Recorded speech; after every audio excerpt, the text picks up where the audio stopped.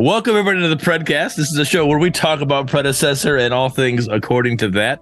We will sometimes bring other games in, League of Legends, Smite, Paragon Nova Prime, just to compare and contrast with some of those things. But we have our four normal hosts here. Then we have two guests with us. So we're going to introduce ourselves. I kind of want to delay that so we can get the cameras going while we're doing it. Bro, you're chilling. It's fixed. We're good. Right, send perfect. it. There we go. All right. Great. So in this order, if we can introduce ourselves, and then we'll go into it.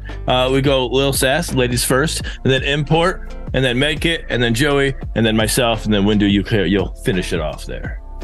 Oh man, okay. Well, I'm Little Sassafras. I used to play Paragon back in the day before they shut it down, unfortunately. But I was a very top of the end player back when we played. I used to play it regularly. I'm really happy that Predecessor is back, though. It feels the most similar to Paragon, in my opinion, versus Overprime. I have tried that one in Fault as well, but it's good to be back on kind of home ground, if you will. Right. All right. I see. Import. Hey guys, so probably know me just from all this para-zombie stuff. I'm working on Pred. If not, I'm Import. And I play Paragon near around like the beginning of Monolith, something along those lines. Started playing because PEX are happening and just wanted to move on from League. So came over with some friends, was pretty good.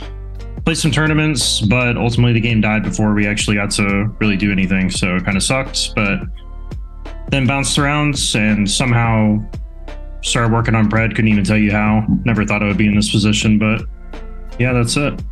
Nice. And what is your position with Pred as well? I'm just an intermediate game designer. Intermediate game designer. Just. Sounds official. Just. That's it. You know, game designer. Just. Playing it real low right here. Pretty much just said, I'm a nobody, but I'm a dev. That's pretty much what he just said. All right, Medkit. Hello. Hi everyone. My name is Medkit. I am also a Pred content creator. And yeah, I'm just super excited to be here. All I right. appreciate you. Of course. Bro, how do y'all get in the new house? Real quick. Let me just throw that shit out there. New house is spicy, Med? Yeah, I love it. Spicy. Congrats on new home. All right. Thank you. Down the list. Joey. Hey everyone, this is Joe Shirley back in the podcast. I'm just a content creator over YouTube, do some daily gameplay videos. I'm an off-lane main myself, so for those who's looking for kind of tips and just generally how to build Greystone, I'm kind of your man if you want to check out my gameplay and whatnot. And I go Greystone support. Only if you want to see Bearded cry. Why would I cry about that? If you're the carry and you have a Greystone support, I'd be bitching, bro. It's like, what the fuck? Yeah, if I was a carry, I'm an off-lane main. That's why I was like, what do you mean? I don't know. Oh, yeah, I guess you're an off-lane main now. That's right. My bad. You converted. You know what? That gave me a little idea on my play when I was later. Joey. Sparking ideas. Gotta love it. I always like doing off-meta stuff, and so, I don't know, it just sounds really fun to just consider the fact doing that. Well, if you want to do off-meta stuff, try out Windu's Greystone builds. Bro, it's spies. It's spies, bro. Hey. Go for it. Damn. Anyways. Liz, that's what you get for being late. I'm never late. What do you mean? I always show up on Hispanic time. Anyway, go. On Hispanic time. Right. All right. I'm the Beautiful Wolverine, your Michigan Wonder. Excited to be here. This is episode 30. All right. And a real quick note for my channel and what might be going on here with Predecessor. I have been trying out Kick streaming over there, and I've actually been enjoying it. I'm not 100% sure if I'm going to switch over there, but there's a good chance we're going to migrate this over there. So if you guys want to keep getting Predecessor content, the live version of it, go give me a follow over there. Kick.com/beardedwolverine. Same name, same great face. All right, on to you, Windu. I think you're going to say same gray beard. I know, right? I'm the best beard on Kick and Twitch. I kind of own both, so it's fine. Yeah, with you, bro. What's up, everybody? I am Windu, also known as Winduthemace. I pretty much do content nowadays. I've been doing a little bit of Star Wars stuff on the side on a different channel. And I actually like what Joey did there, throwing out his main role. I'm a carry main, for those of you that don't know. So if you see me anywhere other than carry, it's because I'm bored as fuck. But welcome to this episode of the Predcast. Again, kind of like Bearded introduced us there while we were having technical issues. Predcast is basically just going over the latest stuff, right? Now, today's episode is going to be a little bit on the spicier side, right? We got some new faces to the show, while we also have a returning dev to the show, and we're going to get into a little bit of a deeper talk later on as far as matchmaking and stuff, so definitely stay tuned for that. But Bearded, let's actually, you know what? No, Medkit, I want you to go through your usual question that you hit people with. I'm surprised you didn't do it this time. Yeah, so Fraz, who's your favorite hero from Paragon, and who did you like the least going up against? I am a Muriel main. I was, I think, number 2 in North America at one point. I don't really have anybody I hate going up against. I feel like I'm confident in going up against most players. It just depends more of like what my team is doing versus like what we're up against, because I don't think the pool was large enough to really limit who you were going up against. So I feel like I got enough experience to play against a lot of people and a lot of off meta stuff, especially on Paragon, to where I didn't feel like hero. What hero do you despise? That I despise? Who do you not play? Like going against your least favorite. Face. Just banner. Just kick her out. Hit the delete button. Out of the game. Goodbye. All right. Done. Why? All right. I hated playing carry and just getting yoinked around for no reason, not asked about it. Like, she is such she's so trolly. And I'm just like, it would be better for her to pull enemies towards you or push them away from you than it is for her to latch onto a teammate, in my opinion. So I would say it's definitely the hell annoying, especially when you're a carry being pulled into the enemy core. Yeah, fuck that phase. But every duo lane hates Kalari. I'm gonna throw it out there. Fuck Kalari. Like, I don't care what level it is. Award. Bro, hey, I'm telling you, I don't care how well I ward. I can see her coming. Fuck that bitch. Keep her over there. I just don't like her. Give them Wraith. They'll be happy.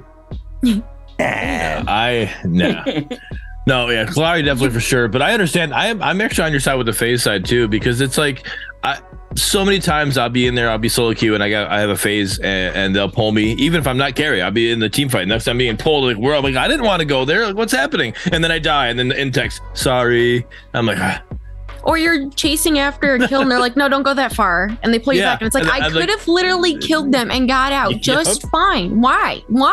Nobody asked for this.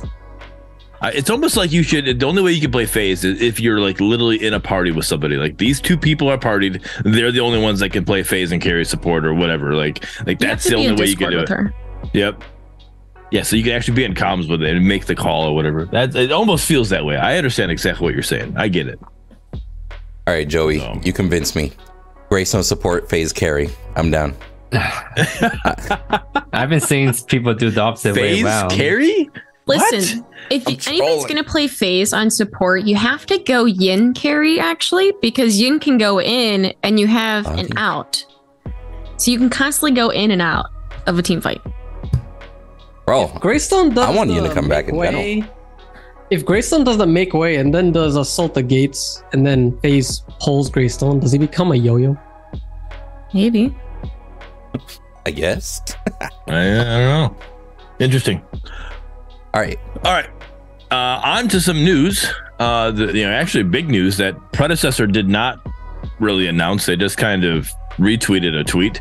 Omega Studios has hired a marketing manager. Is that what it is? What the terms? Marketing director was the official term, and I'll blow it up here on the screen so everybody can see it. Manager. That's the guy that's in charge of the manager. So we've been blessed to grow without any marketing money spent, but you all keep asking about future marketing plans. So I'm excited to announce we've hired a marketing director on PUBG Mobile Europe, who previously was the marketing manager on a little game called Overwatch. All right. Ooh. Windu and I, as soon as this happened, Windu and I we were texting each other, man, like, dude, this is great news. This is good news. Like, let's go.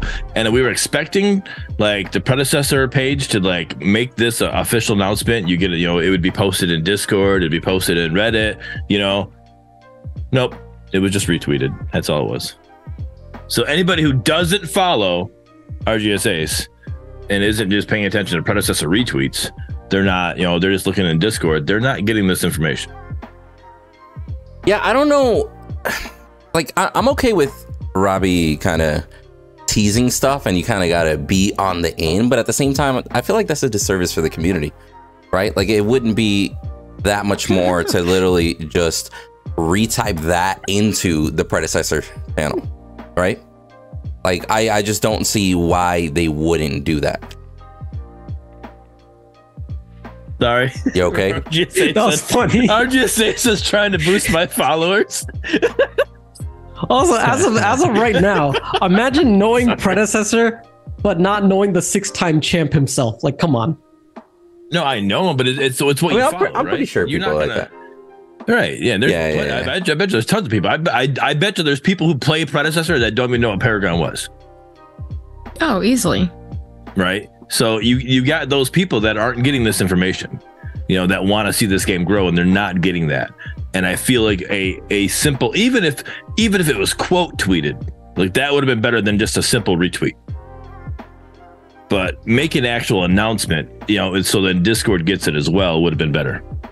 Don't become the next Twitch where you're gonna make an announcement at 4 a.m. when nobody sees it, until you get the news reporter people coming in and being like, hey, this is what Twitch is doing now, by the way.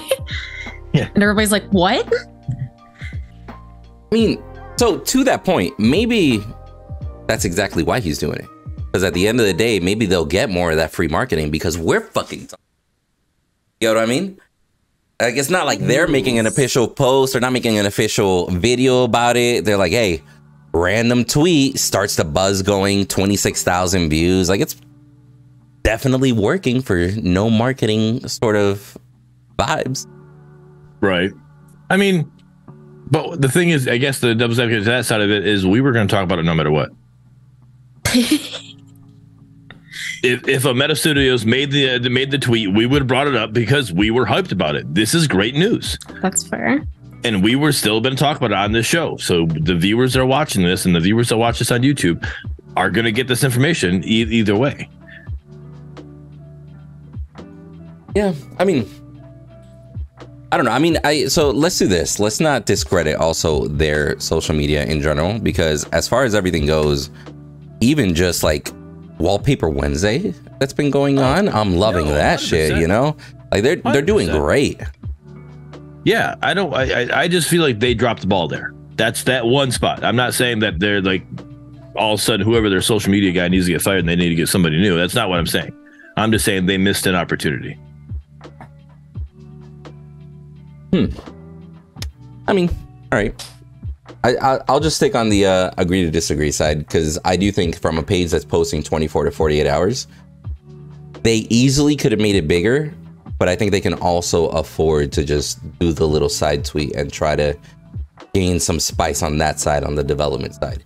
Because who knows, that might have drawn more attention from developers and people wanting to work on Pred, as opposed, and that might be who might have been targeted for. Maybe they're trying to grow their team, and that's why they're making a post like that on the side from the CEO. You follow? I think I do see that, but I definitely think I agree with Bearded on this one, that like they could have at least quoted it and made it like gave their own like personal touch onto it, like more of like an acknowledgement than just being like, okay, I clicked a button to retweet. Like I actually took the time now to like make it more of a personal message to the community versus it just being like, here's a retweet of what somebody else said type thing. So I feel like it'd make it feel more genuine, like that it's like, hey guys, we're also excited here versus like somebody was excited about the news as sure us like as the viewers and the community are going to be excited, but it didn't come from, I guess, like, if you will, like the verified check mark, you know, and you want to see like the game kind of evolve into more of like the community and talk to the community and feel like we are part of the community and not just like, okay, you retweeted this. Like, we're happy to share this.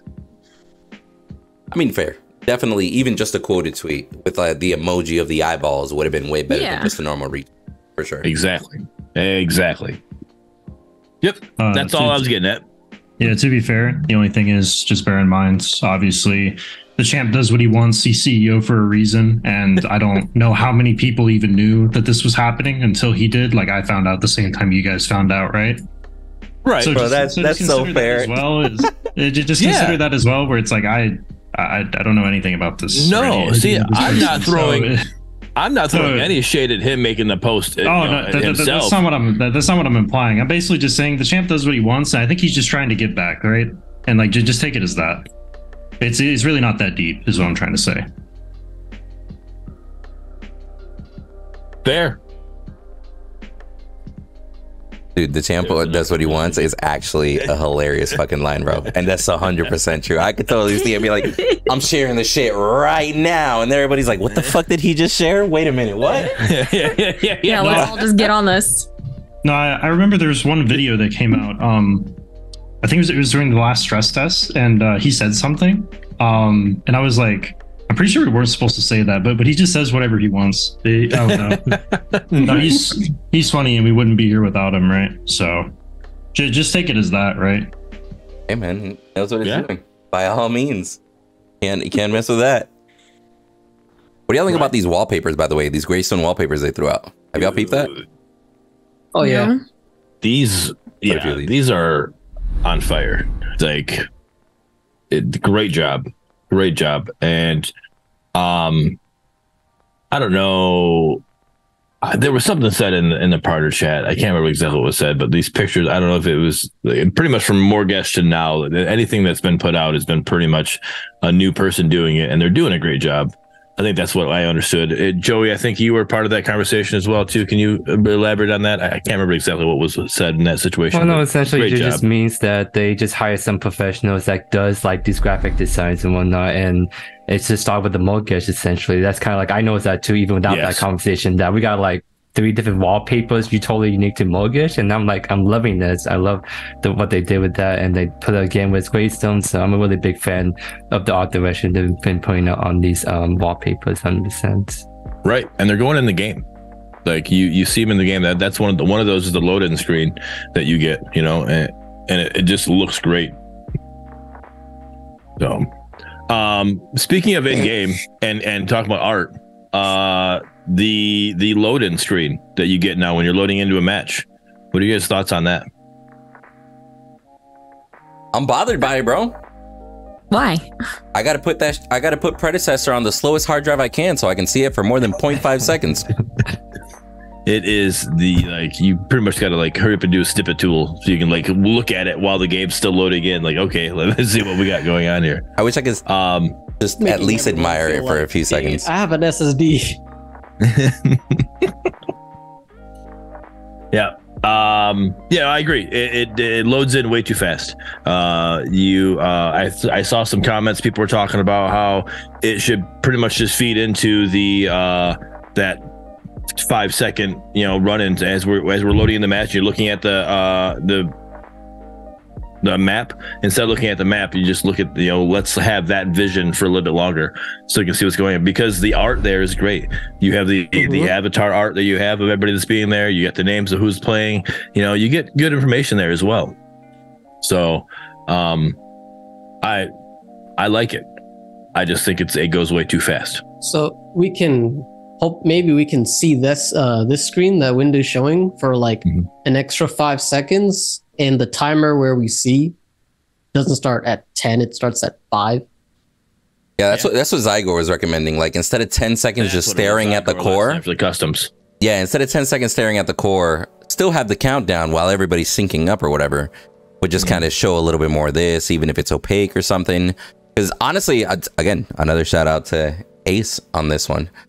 I didn't really get a chance to really look at this, little, I guess, loading screen until Ace tweeted it on his shit, on his Twitter. Until then, I've been literally in between matches trying to glance as much as I could. And then he's like, ah, shit.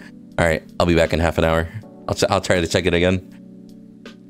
But I think it's dope. I think there's nothing wrong with it. It's simplistic in some terms, but I don't think simplistic is bad, especially given at the current state of the game. I dig the art. Yeah, I 100% love the art. Like, give me all those wallpapers, honestly. Like, I always get sad when I try to do like a deco video and there's just like only 2 wallpapers of her out there. I have to like really try hard to do something cool, and I think there's just some really cool like concept art they seem to do for every hero that they use for the loading screen. So give me them all. That's a great point. Those are probably all wallpapers. Pretty nice. That's probably the best tip you can get in the game. Oh yeah. That tip? I just read that for the first time. Not even joking. Stuff. I'm not kidding. Really. Read that tip. Do the tutorial. You'll be a champ. Right. Probably be grandmaster by the end of the day. But yeah, I would like to see Predecessor show that a bit more as well. Yeah, because I don't even think that wasn't even in the patch notes. For what? The loading. The loading screen in general, or that it got updated, changed, etc. It was mentioned in there, but there was no picture. You didn't get to see the anything. And when you get in a game, like, oh, I'm excited to see it. My first match, I was excited to see it. I had the Greystone. Yeah, we both had the Greystone background. It's like, what loading screen? We don't see it, right? What are you talking about? Yeah, I didn't get no loading screen on my side. And then it was like matches after that. Like, okay, now I'm getting it. But then again, it was like you're looking at it, like you read the first name, it's gone. I'm like, dang it. Okay, well, I know who this person is. So, but no, yeah, I think they need to post stuff like that. It'd be great. This I'm excited about. What you got pulled up right? Yeah, this confused me, bro. Ultimate Hero. I like it, but it confused you. Well, so here's the thing. I like the community engagement, right? Mm-hmm. I like the fact that they're kind of getting people to question, like, what the fuck is that picture? Like, you see like Chimera axes on the back. You see like a Grux hammer in the front, etc. Like a cool little mashup of different characters and whatnot. But I don't know if this is because they're actually going to be like wanting to use this information, as far as, hey, maybe some people might throw some ideas out there and be like, you know what? That kind of sounds like a dope kit. Let's make like a variant of that, Or if this is just pure Mr. New to marketing, let's take care of the social media, let's provide interaction, let's get these numbers going, let me show them what I can do sort of vibe, which by all means, some of the shit I'm reading on this post are actually hilarious as far as comments. So kudos by all means. I don't know if this is a purposeful tweet or a let's just give them something to talk about while we try and pump out more shit. Does that make sense? All right. I think it's just a fun tweet. I mean, even you see me, you see other people going in there. I think it's just a fun little like conversation, just kind of like, hey, like, what happens if you just make the most stupid kind of champion with the existing ability and just go have fun with it? So I definitely have fun coming up with my little own version, and I've seen a lot of other content creators also giving their own like version too. So I think it was a really fun post. What did you suggest? I didn't even see that. Essentially, I was doing kind of a stupid tank kind of variant. So like Servar passive, and with his siphon, electrocute from Victor E, shield blast from steel, and then a Fey ultimate essentially. So just a lot of CC and a lot of stacking HP. So I don't know. It's just a really stupid kind of idea that I throw out there on the post that I just had fun with. All right. So this wasn't talked about, but I want to do something fun here. I want to do we got 6 of us. There's 6 abilities / a passive. I want all of us to pick one. All right. And the order that we introduce ourselves, I want you to pick one of the ability. You can pick the ability or passive, and I want you to pick your favorite. And we're going to make our little Predcast Frankenstein hero right here. So, oh my God, I got a left click. Let's do it. Let's do it. Okay. So what do I get? You get to pick whatever you want. Random.org. I was about to say, you're the first one. You want. Okay. Can I pick whatever or no? You get to pick whatever you want and whatever ability that's in the game that you'd want to be that. Say the button. Say the button. Ability. Yeah, say the button. And definitely be R. So typically your ultimate, and I would definitely go with Muriel's ultimate. Whether that was more damage versus like shielding, but like the global aspect of it. Okay. All right. Import. Rampage Rock. Rampage Rock. All right. That's the Q, right? The Q. Yeah. All right. All right. Mad Kid, I believe you were next. Gideon E. Gideon E. All right. Joey. Shoot. Fang Mao RMB. Fang Mao RMB. All right. So I either get passive or I get left mouse button, right? But the hero that I like to be, I'm going to take the left mouse button. I'm going to do a ranged. I'm going to do a Murdoch range. Yep. I'll give you the passive. I've been waiting for 10 seconds to say a fucking left click. I was ready for that shit. Oh, fuck. Okay. All right. You get to pick a passive now. No, so I'll be real with you. He's like, I don't know any of the passives. Yeah, you imagine? Let me go back and read half of them. No, so I would fucking A, bro. Let's do. It would probably help if I actually read and knew all the passives for sure. Let's do Revenant passive. Ooh, okay. Right? His little bounty bullshit going on, right? Let's get some gold off of that. A little bit of spice. Amber, you just totally stumped me on that one. I'm like, fuck, passives, bro? I hate you. That would definitely be a Frankenstein hero right there. That, you know, a little Muriel, you alt over, you know, jump into a team fight, throw a rampage rock, you know, teleport, Fang Mao, and your range. And Fang Mao R&B, which was that one? The shield? That's the teleport. A double teleport? What the fuck? You literally you have movement, you have a stun, you have a getaway, and you're ranged. Right? And you can ult to an ally. Yeah. And you get money off of kills, off bounties. Like, all I heard was crunch with a busted ult. I'm gonna be real with you. I kind of want to do that again. He's like, give me a different one, bro. So we have to like pick our second alternate. Like, what do you want us to go through and pick our second options? I don't know, but that was fun. We gotta. Okay. I don't know. We'll see if there's enough requests in the chat. Let's do that. If there's enough requests in the chat, if we get enough number ones in the chat, we'll do it again. In the meantime, let's move on to the next subject. We'll circle back. All right. But no, I did love this interaction. I saw this. This was great. I was all about this Twitter post. Yeah, again, the community aspect of it, kudos. Whoever the hell decided to actually put it up, kudos. It's actually really cool. And then they've been sharing little Greystone snippets and stuff. Good. Yeah, Greystone. Let's go over Greystone. What are your thoughts on Greystone, Sass? I definitely feel like the change for his passive to be his ultimate makes him a little bit more balanced, in my personal opinion, just because it's more of like now a skill check versus you just having the safety guard of it. Yep. But I've been hearing people want to do Phoenix on top of it, so I don't know how that's going to work out. I don't think it's worth, in my opinion. I mean, I guess it could be, but I just don't think it's worth. It's a fun thing to do, but it's definitely better options to go on him.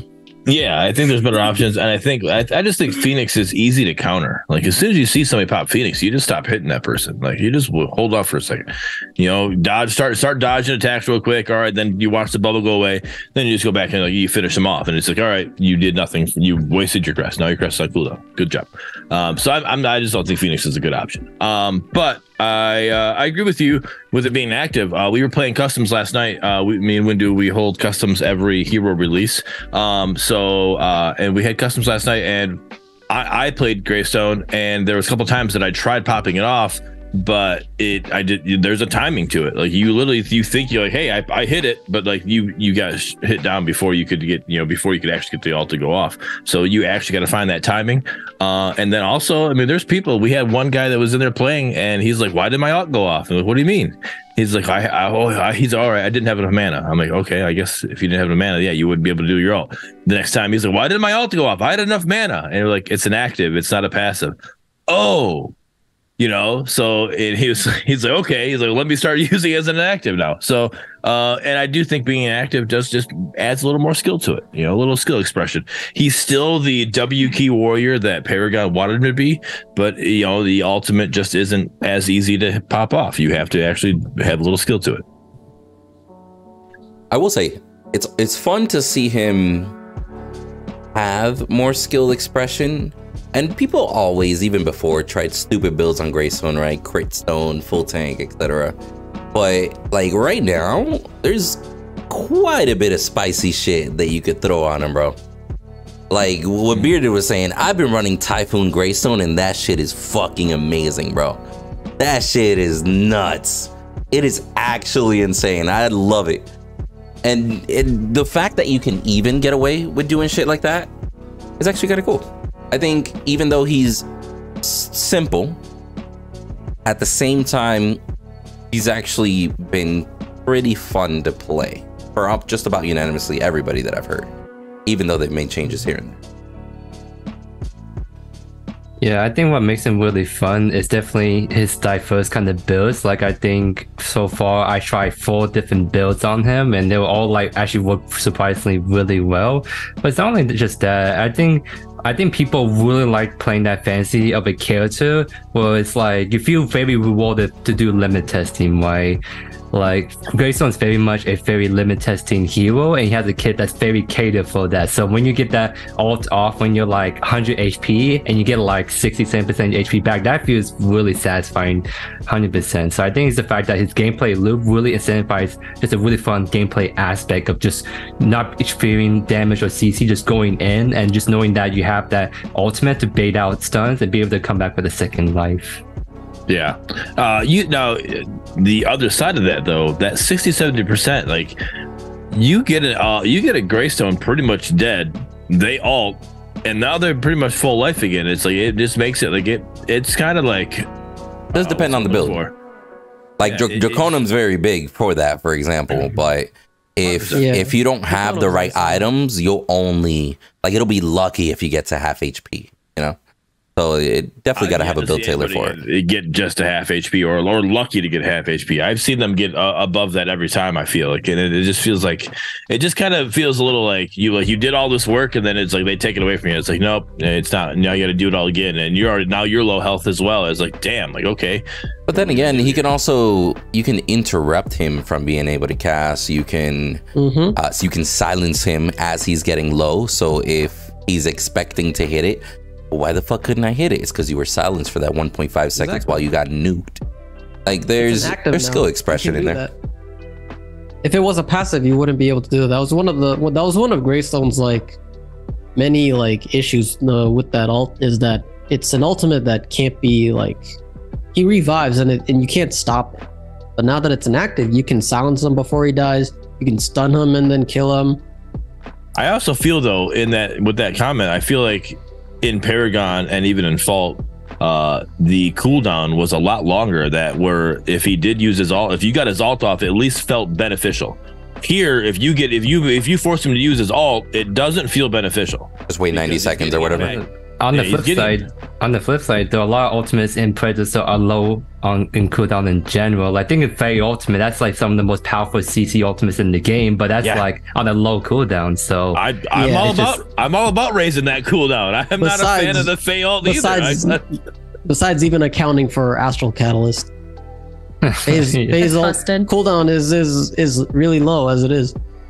Speaking of Astral Catalyst, I was watching your stream the other night, Sass, and somebody was complaining to you about because you were running Astral Catalyst on Muriel. You like to use that on Muriel, correct? I do. Yeah. Because I think people get like the misconception that it only goes on if you get the kill, but every assist it counts down part of your ult. So almost every single time you ult into a team fight, you're guaranteed to have it back a second time in that fight. Yeah.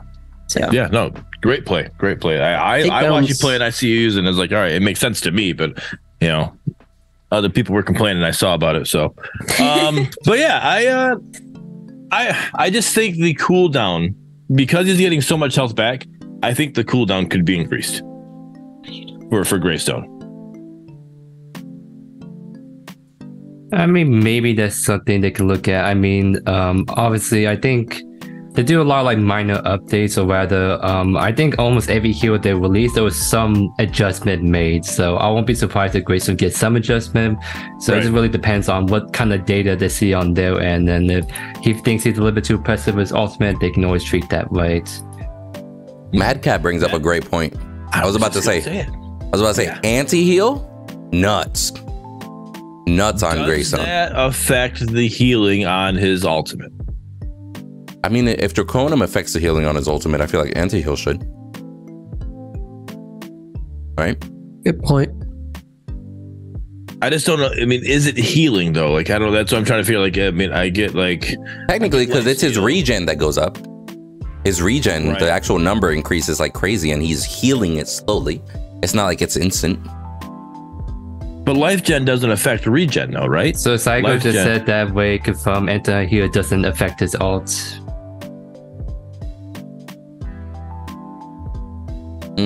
Then yeah, I don't think Draconum should affect his ult if anti-heal doesn't affect his ult. I think those should be one and the same. Either it applies or it doesn't. Am I tripping? No, I don't it's know. just, I guess it's just one of those balancing things, I feel like, because to me, in my head, it makes sense. You have anti-blight not affecting his healing output, because if you do make it affect his healing output, well, that means that you can assume that in a normal-ish lobby, people will build anti-blight, and so that will like raise the number on his maximum HP. So let's say expecting 40% healing reduction on every game he goes against, right? So that means that it should be 75% at max, right?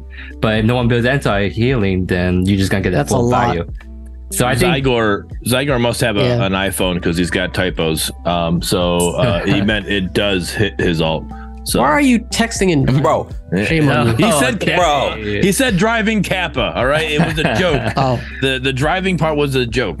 but, All right. but my point Comedian. is, I think not having anti-blight effect is all makes it just way easy, more consistent to balance his ultimate, because it's always going to be a finite number unless you have outside healing sources that can increase it. And I'm sure the 60% max HP that we saw does take into account of the Draconum healing bonus.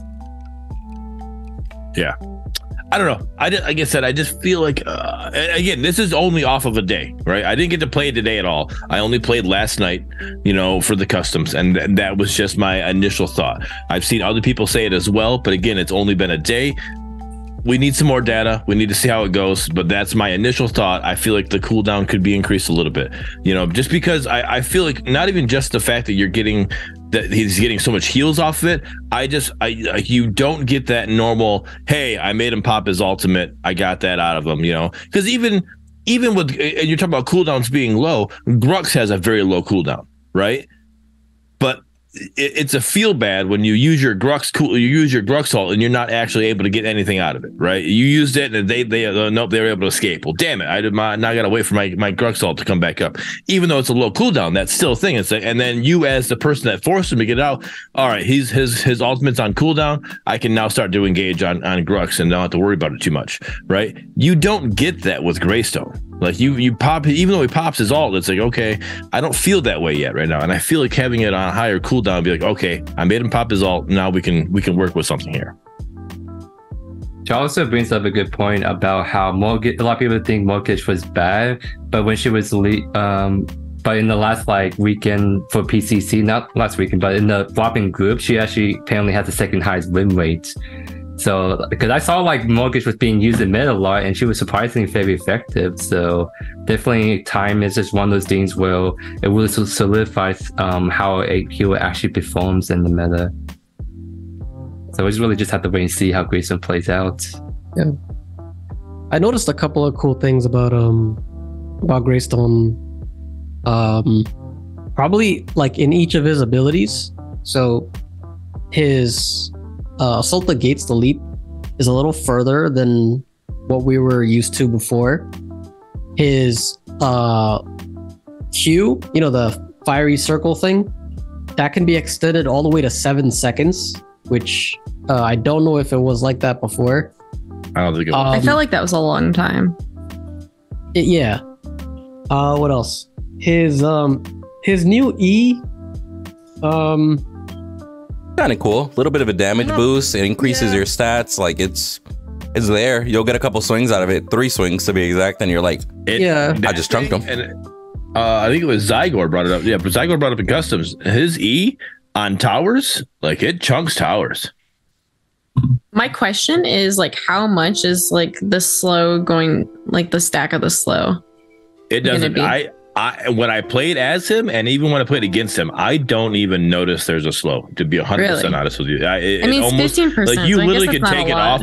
You could take it off of there and tell me that he didn't get. You tell me I didn't know that he had a slow. I wouldn't feel like it happened. Like I literally knew that he had a slow, and I'm like, I'm not noticing this at all. So I could actually see that being increased. Actually. Oh yeah. I can see it. One big thing about Greystone now. So before, you can look at a Greystone and tell if he had an ultimate or not. You can't do that now.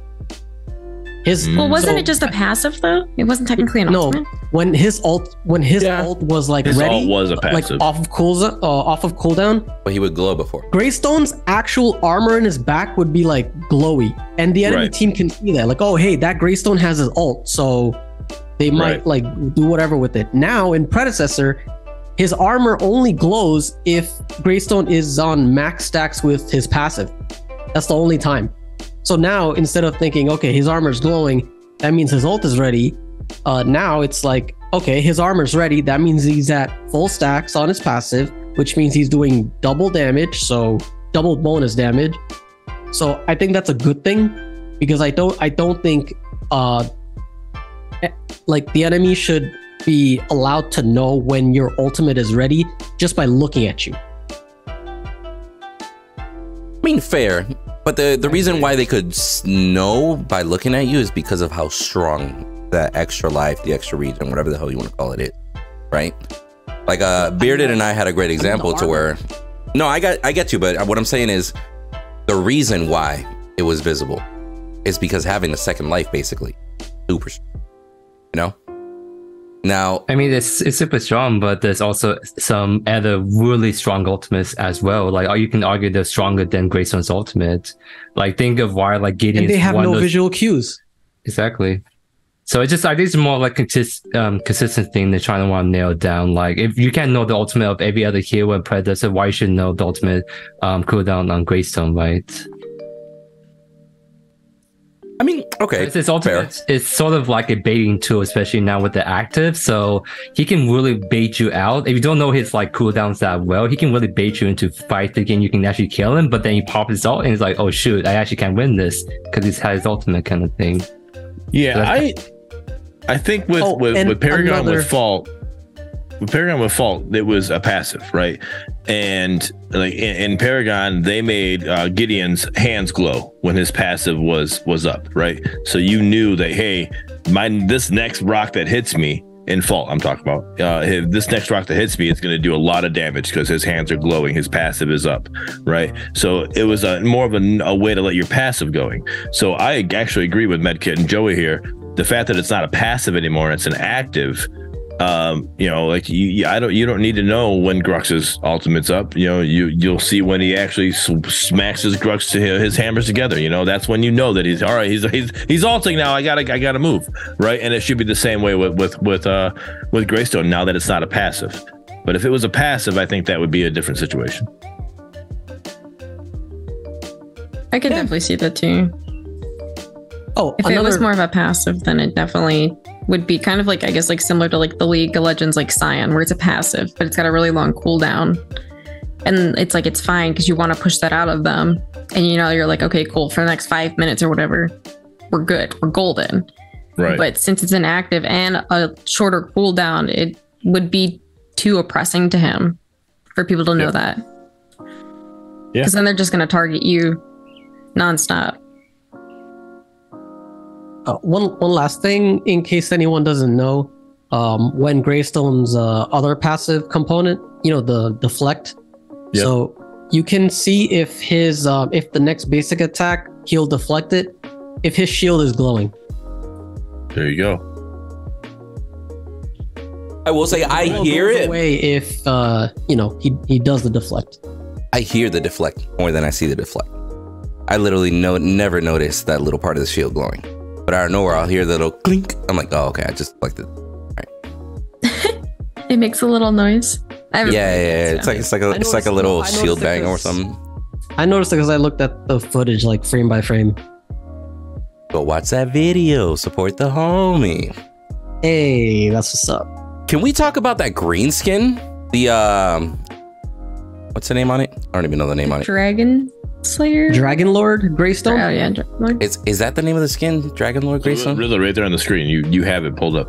Well, Dragon no, but Lord just Greystone, common. well, no, It says because Dragon Lord right there. but I was just wondering because every character has a little name next to them that's not related to the skin. So I don't know if that's just his nickname in the game, lore-wise, or if that's related to the skin. Lore-wise, does he have anything else that has to do with the dragon, or does he just has the dragon armor? I guess. Kind of wanted his new to be dragon themed somehow. But that's only certain skins. Like you have tiger skins, and you have other you have skins where he's got a tiger pelt hanging over him. And but I mean, his main one is that dragon that supposedly he built himself. I will say, this skin, for being a common, surprised me because it actually has flowing properties in it. Right. Like it actually has animated portions of the skin. It's not just static. Now, but the bright green that you can see on there on his thighs, all that bright green flows through his pants and stuff. I'll boot up the game and put it full screen here. But Interesting. I was shocked because that's a skin. Even though it's super minor, I would have understood if they would have been like, all right, this one might be one step up as far as cost goes because it has something animated. It's not just a base recolor. Right. I don't know if that would be Costco. subjective. So did I. I swear I heard Costco. I have too many pauses. You don't have long enough pauses. Can you imagine that? Nope. Anyway, You guys go so well Gold together. membership Costco skin win.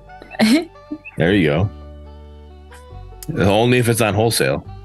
Yeah, right. Yeah. Did someone say Costco? Right? That's what I'm Fucking saying. joke. Windu said Costco, having Costco membership in college is like a W. Like you're like the one it's a foot. huge You, W. Oh my god, Costco. like everyone goes to you for like Costco ones. I love it. You're the popular yeah. one. You're going to need that what- wholesale TP for all the shit you're about to get. Right? I mean, but since we're on the Costco conversation, for Father's Day, happy Father's Day to all the fathers out there coming up this next weekend. And my wife got me a 36 pack from Costco of Coors Light, and it was like $27, right? So it's like 77 cents a beer. Like you can't pass that up. So I'm all about it. Right? So cheers to Costco. 36. Nice. Right? That's when you're like, Costco, sponsor me. Not sponsored yet. All right. So you're pulling up that skin. Any negative that we feel about Greystone right now with the little bit that we played with him? Anything like that's like he's like Joey, you think that he just isn't strong enough, or you think he's too strong? Medkit, I heard a lot of chatter regarding the camera on his R&B. Good point. Good call. Yeah. Good call. Interesting. What do you mean? Could you elaborate? So go on, Joey. Oh, sorry, I didn't mean to steal you thunder. But No, essentially, when you use your R&B, your camera locks, so you can't move while you're jumping. I think at Rampage, jump, you can actually do a 360 while jumping, so that feels good for if you jump over someone, you can quickly turn around and keep line of sight. But with Greystone R&B, you can't move the camera how you want until you kind of complete that jump. So I think some people are saying like they didn't like how the camera was locked up for too long. So some people are saying to either unlock it or make it unlock sooner. So before you land, you have some time to quickly adjust your camera to see where you're at. Also, with the targeting of it, if you put it on instant cast, you just automatically do the permanent large, the longest distance. You don't get to, if it's on instant cast, you don't get to target with it. And I think that's another they want kind of. I saw some people talk about that. That needs to be adjusted as well. Oh, by the way, make sure that you have the arch math in your head before you do that shit. Because I've way too many times just was right up on the wall, and I'm like, yeah, I'll clear this shit easy. My dumbass literally went straight up and straight down with my leap. I was like, all right, I gotta walk the fuck around. You're talking about that dreaded 5 camp wall? Bro, it happened to me on the 5 camp wall, going from the 2 camp to the 5 camp, and it happened to me going from River Buff up towards T1. You know, where you can just kind of come up behind the mid laner, just jump over the wall, the window right there. Literally, as I was jumping up there, if I'm too close to the edge, even though my reticle's way over, it'll literally just jump up and down. I literally have to either already be in the air, like jump myself, which is cool, by the way, that you can right click while you're midair. That's kind of nuts. And or you basically had to just make sure that you were like a step or two actually arch over. For me, it's 2 walls. That 5 camp wall and that wall by Fangtooth Pit. You have to like be on that ledge to like, I don't know, I hate it. Landing You on guys the know what ledge. I'm talking about? No. You're talking about from the stairs over the Fangtooth. So Fangtooth Pit, that, yeah, exactly. Okay. That if little you're trying to, yeah. ledge. Gotcha. You can't make that with the jump? No, you can, but it's like, What he's saying is he needs more practice. yeah, I need more practice. I say because Bro, even problem Grux, solved. if you Jump run first and then jump right click. do the dash, you'll make it in there with the Grux dash, and Grux has the shortest dash out of everybody. So, all right. Bearded just says skill diff. I think that's pretty much it. We've hit that. We literally hit that hour mark right now. Let's bring Import in here. A lot of people in chat have been wanting Import to talk, and he's been telling them to be quiet. So let's switch this over to matchmaking. Import. First, I want to thank you for reaching out to me and to come on here and have this conversation, because I know it's going to be very enlightful to all of us and the community and everything else. So I can't wait to get into this. So I'll let you take off with that. Yeah, I mean, more than anything, obviously matchmaking's been probably like the most talked about thing that at least I can see on public channels. There's something else, but that's probably like number one, I think, that most people talk about. And obviously last time that we talked, I felt like it was pretty productive and we got a lot out there. Obviously some people misunderstand some of the things that we say, but it's nothing much you can really do about it. So I guess just like how I would like to start is basically, and we can go around or say whatever you want, but I'd be curious about like, well, what is actually everybody's problems with matchmaking, like in this room? Whoever wants to start, like Bearded, you can go first, I guess. My problem with matchmaking is the inconsistency of my teammates. Like I feel like my last match, I'll pull it up real quick on Metadata City. My last match I had, sorry, wrong button. Oh, just real quick. I think this can add some more context. So, Import, just a good question for you. So, between the time of, let's say, end of season 1 and throughout season 2, have MMR calculations have been changed at all or adjusted? The way we calculate like post-match updates, if that's what you're talking about, has not changed at all. Little things may change here or there, but they're usually inconsequential to anything like major, if that makes sense. They're usually like, usually most of them have been, I think everything's been publicly announced that has been changed in regards to like, you know, things like adding party modifier, things like this. This doesn't change the way that we distribute MMR or the way that our games are match made, right? But it does affect the ecosystem in some way, shape, or form. But I would, yeah, but besides those publicly released editions, like there's nothing else that you should be thinking of. It's mostly like, well, what I really want is really just like, what is the user experience? Like what is causing friction? Like things like this, right? Because we have been working to basically resolve this issue because everybody knows, I mean, the community feedback is quite resounding. But it's really just about like indexing on things a little bit further, right? To see if we're heading in the right direction, because I believe that we are. And like, I'll probably have some things under a share today. So, Okay. Yeah. So my last match that I had last night, the team that won, their average MR was 1890. My team was 1495. So that's pretty much almost a 400 elo difference there. And I went back and even looked. I checked on the teammates. There was only a duo on my team, and there was a trio on the other team. Basing off of the last few matches, it looked like unless they queued up together on accident, and that's just how it worked out. But it looks like I had a duo on my team. It looks like they had a trio on there, a 3-stack on their team. So if anything, I feel like the 3-stack would have boosted them out of my elo, but they still got in with me. And I don't know if I was only solo queued, so I don't know. Like I just feel like I'm getting matches like this. Then there's matches that it's a role reverse. I'm like, well, why am I on this good of a team? I shouldn't be here, you know. So and this is all solo queue situations. I'm like, this stuff like that just doesn't make sense to me. Like how the matchmaking is working. But that's my example. And then plus, I know me and Windu both have the same thing. When we do want to stack with viewers, that the modifier just seems like it's boosting us up so high that it's like, why would I want to play against Joey and his friends? Because I know they're better than me, and it's just not going to be fun. I'd love to add a little bit as to that, just to add to his 2 cents as far as not even necessarily that it makes it way crazier, but it just makes it wonky throughout. I'll give you a good example. So Bearded and I were playing, and on these specific accounts that we were using, there was about like 700 based off of Metadata City, right? So these are totally out there numbers, but just to kind of reference, there was 700 MMR between the 2 accounts that we were duo queuing in, right?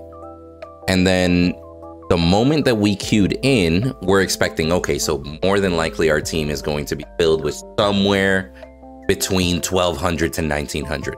Like we're probably gonna get like somebody like a bunch in the middle, maybe a top end, lower end, etc. That's the range that we expected.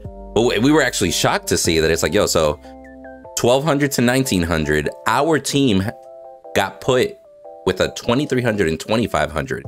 So now it's like, I have no idea why this system just put a 1200 in the same spot as a 2500 when I thought it would keep it within this range.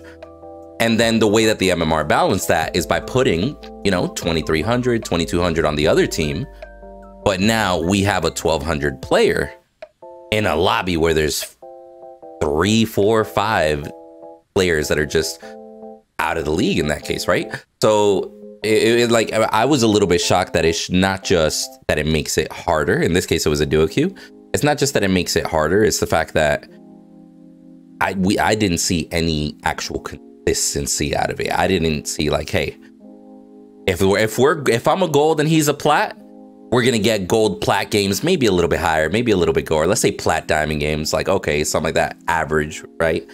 But it was like way sporadic, like people that shouldn't be anywhere near that specific account or near. So that shit was just mind blowing to me. I just wanted to add those 2 cents. Med, you can go if you want.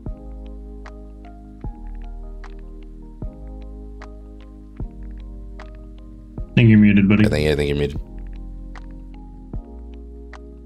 Oops. Okay. I think the worst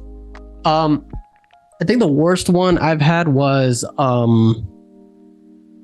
I had a dual lane who was definitely partied up, and they had the unfortunate predicament of going against their carry and support together. I think one was 2,800 and the other one was 3,000 plus. And in my head, I was just thinking, okay, in what universe should let's say someone in silver, how can they possibly see someone that's in grandmaster, right?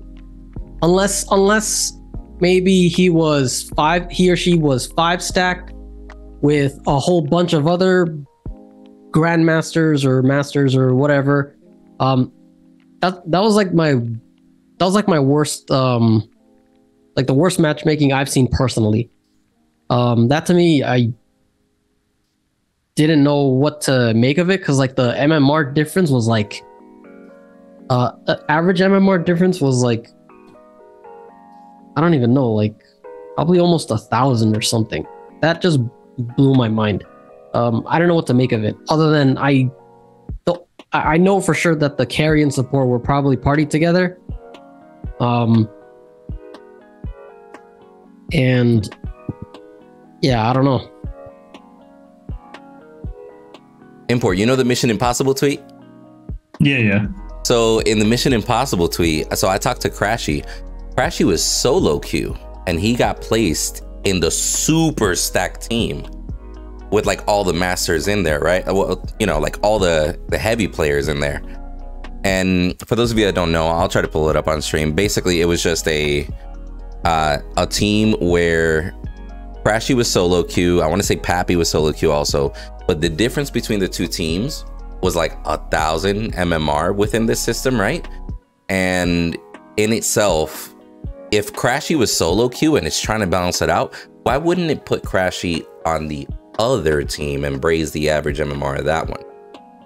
You know, like why did he get placed in the super full of higher skill players? Yeah, and let's say in that situation, Crashy was solo queue and Pappy was solo queue. If that was the situation, why wouldn't they flip those two to help kind of even that out a little bit? It doesn't make sense in that situation. Yeah, I see where you're coming from in regards to that. I just want everybody to have their chance in order to basically voice their concerns in that sense. So, but Joey or Sass, you're next. Yeah. Oh God. Well, I see like what you guys are talking about, but like I guess I've never bothered to really look at my games per se on the Omeda.city, but I just looked at a few of them and they are relatively actually really close for what the MMR should be. I mean, there are like a few outliers of people like Tekken who have gotten into a few of my games and it's like you're 2,300 and everybody else is averaging maybe like 15. And I don't personally mind it.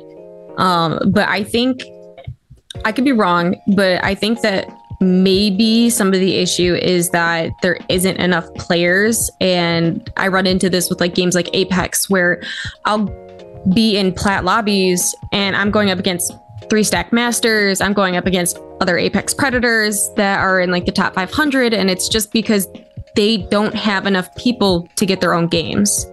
So they get pushed into the next lobbies so that they get games.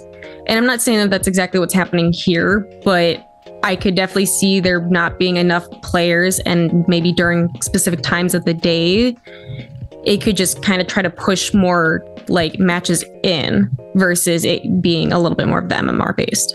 That it's like, okay, we tried to find you a game, but 3 minutes gone past. So now we're going to push you into the next bracket to try to get you with these people and get you a game. And then after so much time goes by, they're going to try to keep pushing you into a game versus it just reset and hope that the next match in 20, 30 minutes, you'll get a game. But that's just like how I feel about it, because that's just what I'm used to with like Apex or even Rainbow Six Siege. Like you see that a lot where you're like, okay, like these aren't the lobbies I should be in, but it's just because they don't have enough people in their lobbies to fill the lobbies.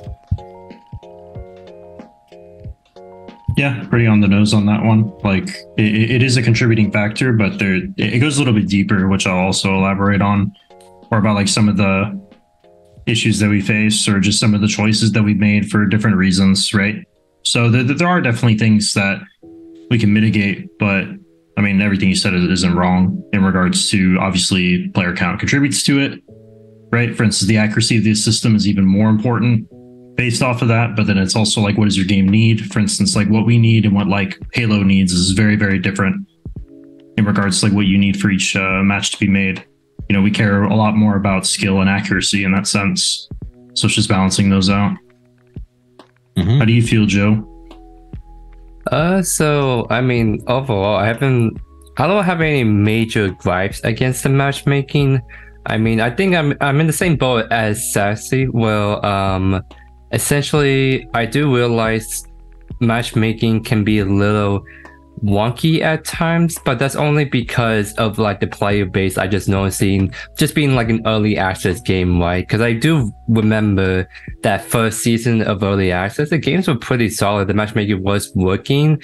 It only just started to get a little uneven-ish. It's just when the player base start to kind of slowly dwindle, people are kind of taking breaks, or they're like wanting to like get back in this game once it's more of a finished product, right? So I never have any major gripes against the matchmaking. I think how the calculations are being done are like, there's something too wrong with it. There's going to always be improvement. It's just more like the best way to improve matchmaking is to get more players. So that's why I think a console release in season 3 would be the most ideal situation, and really help kind of bolster the player base numbers back up again. No, yeah, things will definitely be better with time, just in regards to like whenever we actually do market, or whenever console comes out, etc. Platforms always help in that sense. So yeah, if I were to just regurgitate what's been said, right, is essentially a lot of it comes down to like the user experience that you guys face on like Omega.City, in regards to, you play a match, let's say it's very one-sided, 10-15 minutes, or it's just like, even if it is like a slow burn, like it's just obvious and it's frustrating that you just shouldn't have been in this match, or this match just should have never happened, right? So then you go to Omega.City to look at the match, you validate the match, and you say, wow, there's a 1000 MMR difference for this, which is just obvious user flow in that sense, in my mind. Like, that makes sense to me. In the same vein that it's like, it's fine to make the assumption that it's like player count also affects this and affects our system or our calculation, whatever else. I guess like the first thing to start off with, which is probably the easiest to answer and the most obvious, is that Omega.City is wildly inflated compared to our actual internal system for what we actually matchmake. That is not like the primary, like, I don't want to say reason, but that's not like the primary thing I want to fixate on. But I would just say, like, whenever you do use a third-party site, it is not indicative of the numbers that we actually matchmake off of. So while it's like you see in 1,000 difference, that 1,000 difference is actually more 200, 300, which is still a sizable difference in pretty much any matchmaking algorithm that uses traditional like ELO, Glyco, like whatever one of these bases, which we do use, right?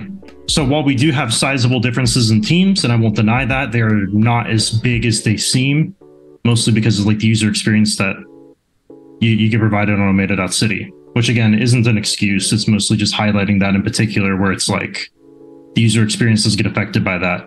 That being said, no one can deny like the match quality and where it's at. And then it's really like, well, what's the problem? What is like the core symptom of it? I've seen people throw around, is a party modifier, and I can tell you for a fact it is not, because it's been massively undertuned. It's more of like a systemic issue is like the bigger thing. It's also just with the fact that it's like in one of the earlier iterations that we had, just with some other mechanics. I forget exactly what we removed because it's been a while, but probably about like 3-4 months ago, we removed something that was causing players to inflate into brackets that they shouldn't have been in the first place, which this is before the API came out, so you wouldn't really see these effects for it, right? But this effectively means that it's like fair matches were being made if people were numbers, but people weren't in the right place. People weren't being placed correctly, right? Like these were like some of the issues that we had before. And the ecosystem's been affected by it, right? In the sense that it's like, it's not like a tainted sample in that sense, but it's like to some degree, it's like, while we've rid that issue out and people have like stabilized in a different place, it's like still, you put like MMR into the system that should have never existed. You effectively like printed money is like a way to think about it, right? Which means that there's more ELO in the system than there technically should have been. So just bear that in mind as well. Now, the real like meat and potatoes in regards to what the actual problem is, because it's not MMR, it's not party modifier, it's not pretty much anything that anybody really like elaborates on, because like there's no way you would know in this sense. And it truly is just a fundamental way that we actually matchmake, right? Which I will explain in layman terms, just to probably make it like the easiest to understand that I possibly can. Currently, we operate on something that you can call like a pivot-based system, right? You can think of like the pivot is like an anchor. Is like the best way I would let you visualize this. So over time, matchmaking expands. Like everybody knows this idea, right? The longer you sit in queue, the lower quality of a match you will get, right? This is just a normal practice, right? If you sit in a 10-minute queue, now obviously you could go like, well, I expect a good game because I sat in a 10-minute queue, but the reality is that depending on how you tune it, it's like you might just be sitting in waiting for a bad game, right? Which the thing is that we've actively taken the choice to choose queue time over match quality. That's just a choice that we've made. That we value people actually getting into the game rather than having the best game, right? Because it only takes one bad game if you're waiting for a 30-minute queue to then just not want to play the game again, right? It's like you see this in other games and other MOBAs, and like we actively have made that choice. That is a choice that we made, right? Which I still stand by that choice is the thing, is that I do think we'd rather have people in game, even if they're lower quality games, than not do that. But to get to the main point with the pivot-based system, essentially the pivot is like we assign somebody as the pivot after like a matchmaking ticket is inside our system for X amount of time. There really aren't any like real rules or regulations I could give you. There's no real way to manipulate the system. The point is that somebody becomes the pivot. And this pivot or this anchor is basically, we are going to find you a game. And so it starts creating your 5-man team as you as the pivot. So what can then happen is there's almost like a knock-on effect, right? Where it's like, imagine like... So Windu's always holding me down. Exactly. No. But imagine there's almost like a chain reaction that can happen where it's like somebody who's the pivot, or imagine it is this master player who is a massive sum of MMR. He expands and he's trying to find a game. His ticket is in there for so long, let's say 10 minutes, that he becomes the pivot, right? He then becomes the pivot. He then drags somebody else into the game, right? Not saying that he will drag nobody into the game, but the point is that it does go to exhaustive lengths and refine the person to a game. So there could be a chain reaction where it's like, there is one 3,000 MMR player, for instance, right? And one 2,000 MMR player that then causes a chain reaction down to then just find a game. So systemically, the system is just trying to find a game, not the best game, just systemically with the way that matchmaking actually works right now. Okay. That's why it's like, to reiterate, like, what is the problem? So the problem isn't the way we distribute MMR. It is not the calculations. It is not the algorithm. It is not the way we distribute MMR. It is not that at the end of a game, I got 15 MMR, but instead I should have gotten 10 because that would have been a good algorithm. No, it's not this. Oh yeah, I agree with that. The problem is literally just how matches are being made. I agree with that. So is that based off of like that we don't have, I guess, per se, enough players to be distributed amongst what the ranks would be to then therefore make their lobbies in a timely manner versus like their matchmaking of their MMR to make it like, okay, plats are going to play with mostly plats, maybe a little bit of high golds, low diamonds, versus it's fully reaching to an extent. Is that just because of there not being enough people in relatively each queues? No, it's not because of actual player count. It's not like, I would say, like, while we have made the active decision to always choose queue time over quality, like not in a major sense, but it's like if we have to choose one, we will lean in that way.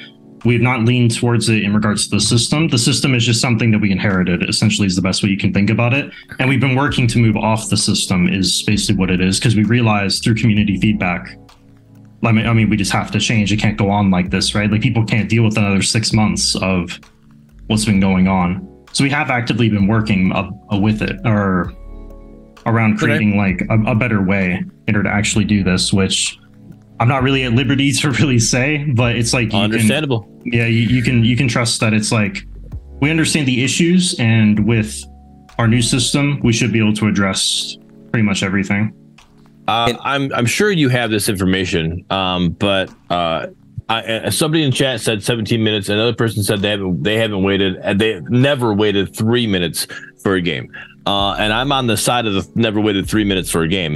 For me to get a queue to be 3 minutes plus would be insane. Playing Predecessor, and I play it quite often. Now I also play it at peak NA times. So that's a different situation there as well. But you said that you guys have chosen to you would rather have better queue times than have better matchmaking in a sense. That's what you guys chosen. What have you guys done for the balance of that? In the sense of what I'm asking is more like, all right now, let's say we're sitting at a 2-minute queue time. Let's bring that up to a 3-minute queue time, and instead of let's put another rock in the queue time instead of putting the rock in the matchmaking. What do we got there? Whenever I say that we choose queue time, right? It's I understand that it is a delicate balance in a lot of senses, and it's really right. It's like it's really like the best way to describe it is like it's 55-45 or 60-40 is really what it is. It's like, imagine like we're very cognizant of what every single change does to queue times, and we have a benchmark that we're trying to hit, right? For instance, like as an average across all MMRs, right? Right. Or at least like we're trying to mitigate the outliers where we can in that sense. So we're very cognizant of it, but that doesn't mean it drives our decisions in the sense that it's like... Right. No, 100%. I get that. Obviously, like MOBAs are a competitive game. You need the highest quality matches to be able to do that is really all it is, right? It's a competitive outlet in that sense, so it should be treated as such. I guess I'm just saying I'm willing to wait longer. A little bit. I know you said that the longer you wait, the worse the match gets, right? But I'm willing to wait a little bit longer to try to get somebody a little more in my. If I have to be an anchor a little bit longer and get somebody more in my elo range, can I add to that? That would be a better situation. I want to answer that real quick before you answer import. Mm-hmm. Is Omega hard set on having one dedicated system, or would they be open or considering the idea of having a toggle that where somebody can choose quality over time? Or is it just going to be a set system with a balance that you guys determine? I think that would split the player base maybe too much. That's really what it is. That's like adding a separate game mode in a sense where it's like, I don't know, it's like you're basically just siphoning off things, right? You're putting people in little pots or buckets, however you want to describe it. And really just to answer, and really just answer your question, Bearded, in that sense, is that like, obviously, considering where your MMR is, I don't know where it is, right? But I can assume is like at the end of the day, you probably it's like are able 3,000 something. It's up there. Yeah. Of course. Yeah. It's like you probably match with most players, right? Is basically what it is. Like, in that sense. So it's like you're kind of like what I would assume is that in the bell curve, you're probably in the top, right? Like you're probably just like in the very middle of the bell curve. And so in that sense, it's like you will never experience like longer queue times, but there are people that will in that sense. Right. For instance, like me, I tried to queue on EU 2 hours ago and I ran into a 15-minute, and then I was like, yeah, okay, it is about to be time for the podcast. I was like, I can't do it. Okay. So it's just like, it's a hard line to draw because we have no way to segment these different parts of the bell curve, right? So it's like, if you're in the middle, or actually, if you're over here, like if you're all the way on the high end and I'm in the middle, then essentially we want two different things. Like that's how it's always been. Right. One needs accuracy. One needs the best quality match within the shortest amount of time. One needs the most precise and efficient system. And the other one doesn't really matter, right? It's like in the sense where you just want, if there's somebody who's 200 below and 200 above, and it's all hodgepodged in, right? It's like, it doesn't really matter. You're probably still gonna have a good time with your friends, right? Right. Can you go ahead. Sorry. There's no way to make it so that you can wait longer and it doesn't affect the top end. That's what I'm trying to say. The 2 minutes that you wait is like 14 minutes that someone way up there waits. So like the issue is that with the framework is that there's no way to separate it, which this is like the whole idea. Whenever I came on here last time, we were talking to Crashy. It's like people just want different things. We need to be able to segment players into different groups, right? Effectively bucketing, as I talked about it before. Right. Yep. Because different people need different things. Yeah. No, you're right, and that's I guess that's the statement I said is you guys probably have this information somewhere, and if you have it and you're able to show it, or not show it, but tell us what it is, that would be cool as well. But if not, I understand. Do you have those numbers, like the average queue time for a Pred player? Yeah, it's. I could pull it up literally this second. Can we get that? No. Is that no? Okay, that's that's what I'm saying. Like, hey, I understand. He said, "Yeah, I can do it right now." No, Right. No, that's fine, and that's fine. He said, take a step back, So sit down before you hurt yourself. that makes sense. And the thing, I literally had this conversation at work. I know how my conversations on the phone with my TC group works, but I don't know how the other conversations on the phone with the TC work group is. So it's the same thing. I know how my queue times are, but I don't know how Crashy's queue times are. I don't know how your queue times are. So in that situation, the thing is, there's nothing wrong with it, because at the end of the day, it's like, well, what really matters is everybody's like individual perspective in that sense, right? For instance, like in the same way that you might not know what Crashy's is like, or for instance, what mine's like, or something else. It's like, I also don't know what yours is like, right? For instance, like you in particular. So it's like, it's valuable feedback either way is like kind of like the thing that you should just think about, right? It's just that it doesn't really matter. It's like, we need to hear it. And it's like, we have heard you guys in regards to no matter like what I say here, while I can explain all the issues and I can say that we're working, it's like, just understand it's like that it does matter to us and that we are working towards it, and we have heard you guys. It's just going to take time is really all it is. No, and that's a huge, again, like when we started the segment here, it's a huge shout out to you, because you are reading this on Discord, on Reddit. You're reading this everywhere, and you came to me, like literally, you came to me in DM, said, "Hey, this is a huge topic. I would love to come on the PREDCAST and talk about it." So that right there, the community should understand that. Like, that's the devs are seeing this, they're understanding it, and they reached out to us and wanted to come on here and talk about it and wanted to bring, make it a point. Like, it's happening. They're getting your feedback. I've always said this with a lot of podcasts. It's in the patch notes. Hey, we like your feedback. Keep it coming. Discord, wherever you want to put the feedback, let them know what's going on, because they're reading it. And this is proof right here. Like, Import came to me and said, "Hey, I want to be on. I want to talk about matchmaking and explain the situation to us." And I greatly appreciate that. Thank you so much. No, it's cool, dude. I mean, at the end of the day, all we want is for Pred to do well, and any part that anybody can play, everybody's happy to, right? If it's not me, then it's Ace, or if it's not Ace, then it's somebody else. It's Smokey, it's Blood Mortius, it's anybody, man. I got a question. Now, so you remember how you were saying sites like Omega.City and etc. grossly inflating or making the difference seem bigger than it might be? Because like you said, 200 to 300 on their site might be 5 to 1,000, and it just looks like a larger number, larger difference, right? Mm-hmm. Is that because of, like, are they purposefully trying to do so, do you think? Or is it just like, hey, like, you're not going to release the full API, they're just going off of what they can? Yeah, so from what I understand, I've never spoken to anybody from Omega.City, but I can infer like what they're doing. And essentially, they don't know some of the things that we've done is like the best way I can say it. So it's like, if we didn't do some of the things that we did, our numbers probably would look similar. I don't think they would be, their numbers are astronomical either way, right? For instance, like the fact that somebody's 3,700 MMR is pretty criminal. A nutty number. It's a massive range, right? Especially considering like, the formula. No, especially like considering the system that they use in the framework and stuff. It's pretty bonkers, to say the least. But the thing is that they just don't know the things that we've done, so they don't do it purposefully by any means.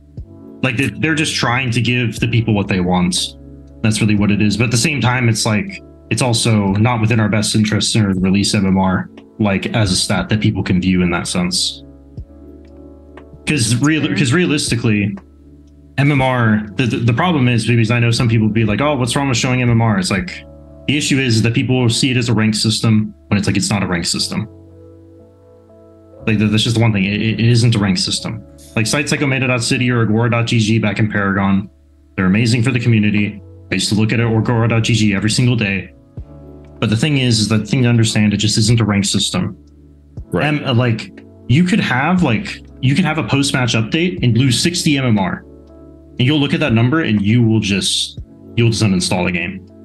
But that's because it's the correct number, which I'm not saying that happens to us, by the way. It's just an example. If anything, it was actually something I remember back in Faults, was that people would have those big updates in the early days, if you remember. Mm-hmm. And you could tell what the user experience was like. People hated it. Yeah. And yeah, the point is that MMR just does not care about your feelings. I don't think it's appropriate to show that to users in that sense, or at least like in that. Right. And that's really it, man. So speaking of Fault, and I'm sure you have this information too as well, and if you can disclose it, yes, no big deal, whatever.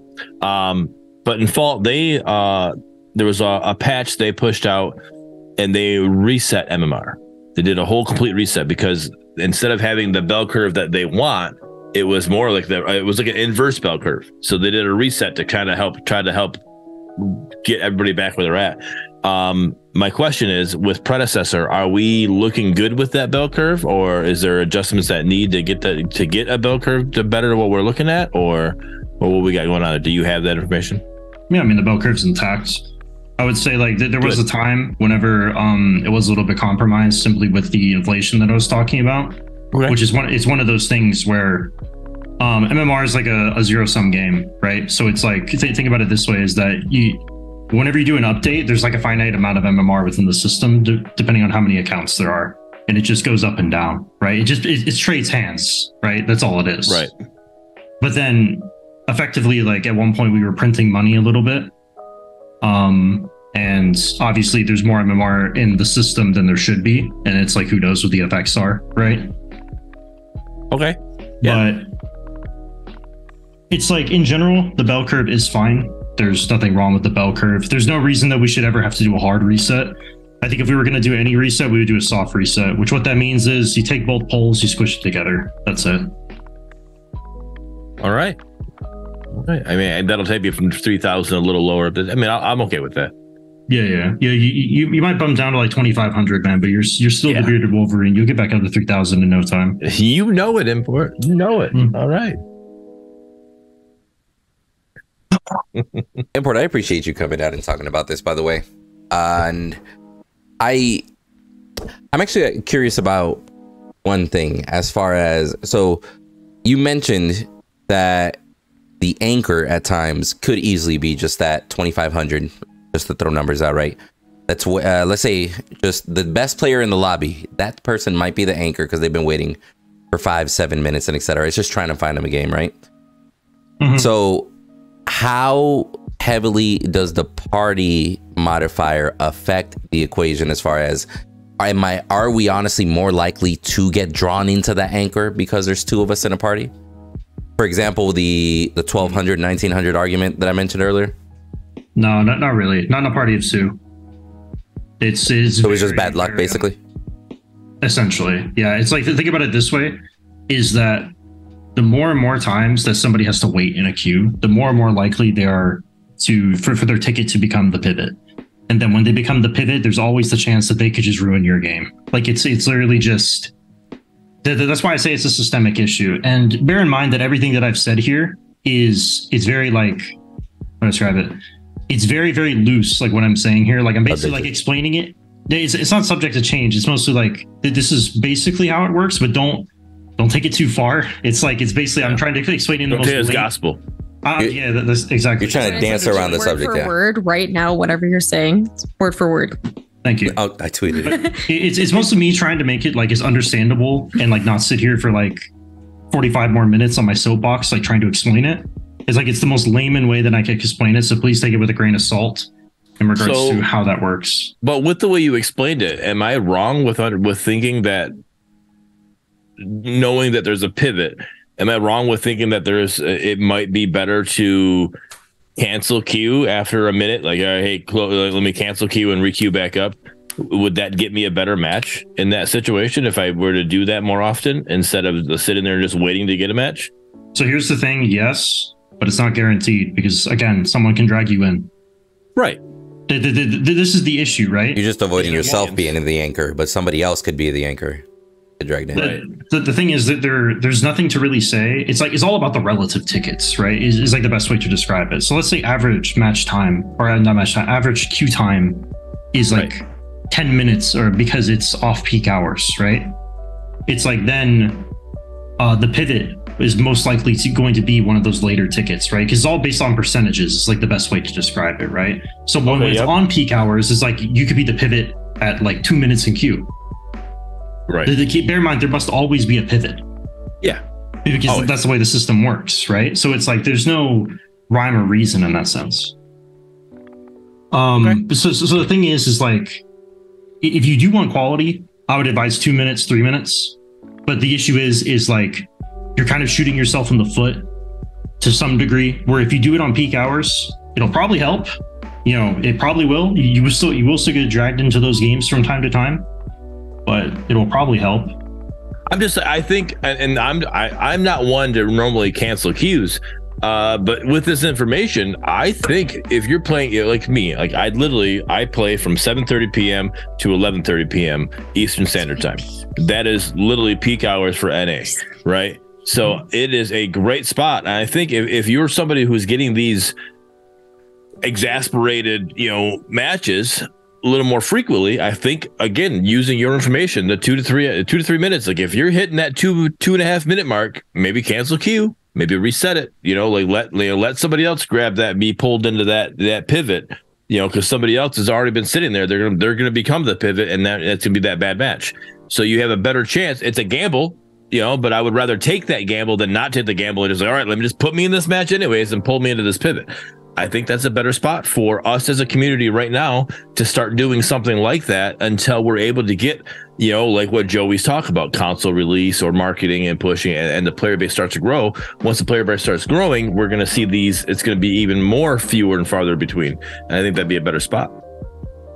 Yeah, I mean, whatever the community wants to do is just whatever you guys want to do. In that sense, all I can really say is that understand it's like the whole reason that it's such a systemic issue is because there is no real way to like game it, if you get what I mean. So it's like while you can do it, there is. I just want to reiterate again, there is no guarantee. There is no guarantee, right? Right. Especially win the lottery, everybody be playing it. Yeah. But that's really what it is. It's like, understand that it's a systemic issue that we are well aware of, we've been working towards fixing, and that we will be fixing. And it's like, we will be moving off of the system, or at least trying to find other better options that we can. And that's really just it. Hopefully there'll be more news to share regarding this. Soon? He said, you better start getting a lot more people to start playing. All right. I'm trying. I'm going over to Kick, try to advertise more. Okay, trying to get people to know what's going on with Predecessor. So I'm curious, and could you elaborate here a little bit on that, specifically on what I'm going to show on the screen, just using that Mission Impossible game? So I completely get the fact that people got anchored, right? Like that shit happens. These are obviously, there's really good players on this specific screen. I fully get the fact that there's going to be some variety amongst the players. I don't fully, even though I know the numbers might be inflated, right? Or that they are inflated. I don't understand why there would be such a difference on side A to side B. In my mind, both sides would have equal or similar, trying to have equal crutches as well as equal stars. Like what made a match like this so one-sided as opposed to both teams have a 1500 on their team? I actually have the game. Just give me 1 sec. I got you. And this is just the example, a good example that we're using it just because, first of all, shout out to Pappy. He's in the chat. That's a rough match. Just in general, looking at the matchups in general. Shout out to you for playing that, Pappy. But yeah, even if it might not be crazy, let's say that the actual average difference is within the 200 to 300 range. Why is it 200 to 300 more towards one side as opposed to evening that out? Especially when we know, for example, that Crashy was solo queue. He easily could have been on the other team. The thing about Crashy in this instance is that these numbers are a lot closer than you think. Okay. And that is because of another reason that I cannot speak about. It is probably like the only thing. So these numbers are closer. So there's another factor that applies. These numbers are closer than you think. I'm trying to see if I can find out if people were party in this game, but it'll probably take a little bit, so I'm not going to bother. But yeah, I see what you mean, especially when you look at the numbers like that. Whenever you see Crashy's 2400 as opposed to, you know, Pappy like 1800 or something like this, is like just flip it, right? But it's like when you look at the number and it's like when it's a difference of, you know, I'll throw out three numbers so you don't know which one, 20, 40, 60. Well, when it's actually like a number like this, it's like to the system, if the averages match up and we look at Crashy and Pappy as numbers, that doesn't really seem unreasonable. Which is like, which then basically says it's like, are people in the right place? Like, these are the questions that you ask. Like, should that be the difference between this player and this player within the sample size? It breeds other questions, which again, kind of just go back to, is it inflation? Is it X? Is it Y? There's a whole bunch of different things in regards to the data set or the sample size, however you want to call it. So like, it does become like, it is like a black hole in a sense where like we can unravel about specific situations so much. And some of it, you know what? It could even just be like, wow, this is a bug. And there are times where we look at some games and we're like, yeah, that's not right. That's a bug. I got you. Okay. It just happens. Is KDA a factor? No. Oh, okay. All right. That's what I know. I had to make sure, bro. Like, because you just said there's a factor you can't talk about. It's like, hold the phone. That shit better not be KDA, bro. Okay. No, it is not. Okay. Why would you ask me that? Bro, we gotta ask the questions, bro. We gotta ask the questions. No. It's you can't answer. Just say you can't answer. So it must be win rate then, right? It's definitely not a single stat that pertains to winning or losing in the game. So don't even bother. Right. You'll never guess it. It's fine. All right, bet. Missionary skin players, you're screwed. Confirmed. That's it. If you don't buy a skin, harder lobbies. You're screwed. Skin to win. Skin to win. JK. You're giving my CEO really dangerous ideas. I need you guys to stop. All right, I'm watching the tweets. I'm waiting for it. I love it. So, but yeah, man, appreciate you being taking time to kind of sit down, explaining it. I never even thought to consider MMR kind of like inflation, like the fact that there's limited amount of cash to go around, it gets redistributed, and the fact that you mentioned that at one point kind of created inflation, but you guys kind of reeled that back in. It's an interesting point to just think about it. Yeah, it's like, it could very much be that it's like there are certain players, or just players in general, a group of players that just are not in the right place, right? And that is one of those things that we are aware of, and there isn't like clear solutions to it. It's like you need complex systems to be able to like actually place people. For instance, like what measurable metric do you think, if someone were to lose a game, for instance, like I'll give you this question, because if someone loses a game, it's like, what would be the first thing you would look at to go like, hey, this guy did good? How would you measure his performance in a measurable stat? CS. And try and like CS? CS per minute. If you're not considering KDA, I would go straight into CS per minute. Because if somebody dies 10 times for CS, they're 0-10-0, but they have 10 CS per minute. What if they're a support? Right, well, I was about yeah, bro, I call that person a split pusher, bro. Fine, I'll start playing Fate support. It's fine. I'll take all my ADC's farm at that point. Be like, bye. I don't need you. Get out of my games. Sorry, ADC, but I'm trying to grow my elo. I can't have you. Draft dodging sass. Holding me back. Right? I'm done. I'm going in everybody's lane. I'm taking everybody's farm. I'm going tag speed Muriel, just hit all the last hits and just fly over to somebody else, take theirs too. I feel like the easy ones to go to would literally just be to determine whether somebody is good, bad, or for me to even want to look up the stats and actual values and actually sit there at the end of the game and analyze, I got to see somebody that just had an amazing game with a KDA. Like if I look at somebody and I'm like, yo, this motherfucker's at 14 CS per minute. What the fuck was he doing? Holy shit.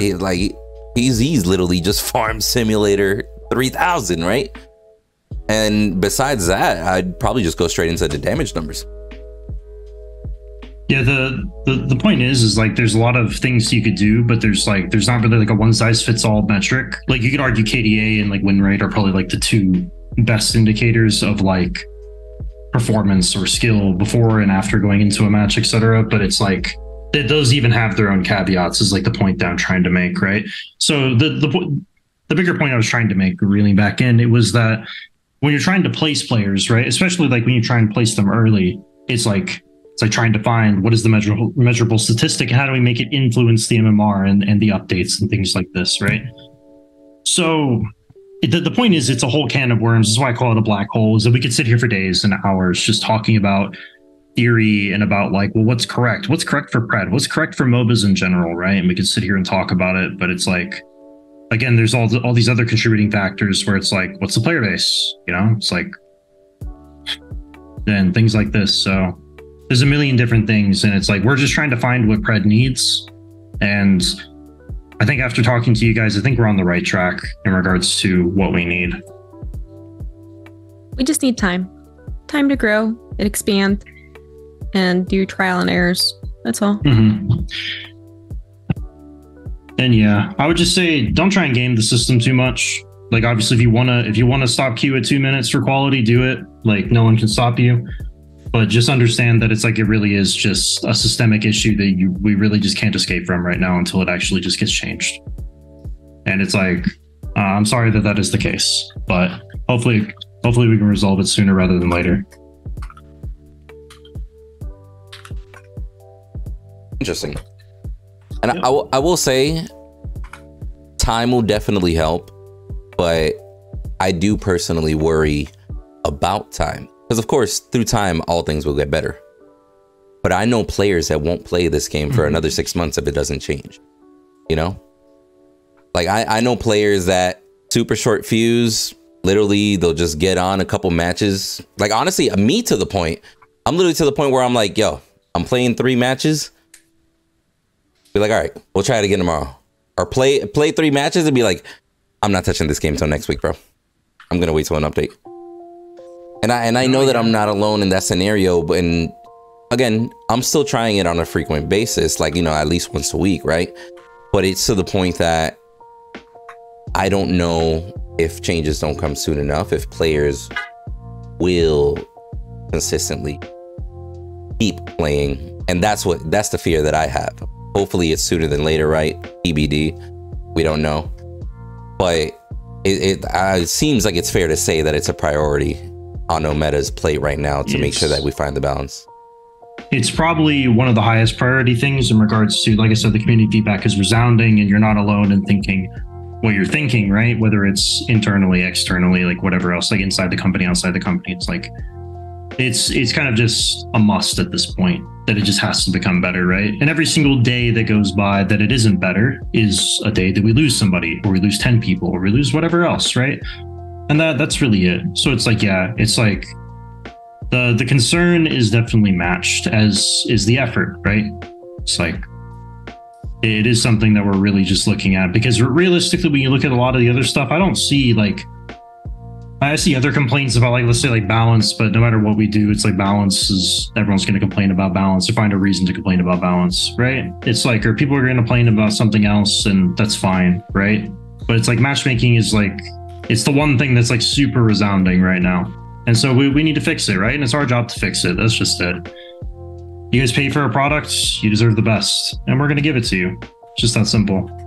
Well, when it comes to balance, I feel like you want complaints about balance, right? If you're not getting complaints about balance, that would tell you that you're balanced. And if you're balanced, then that makes it to where it's not that fun of a game.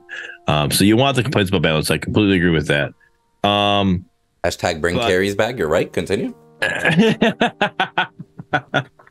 Leave my tanks alone. All right, back off. But no, I feel like overall, the biggest issue here we're talking about here with matchmaking is player base.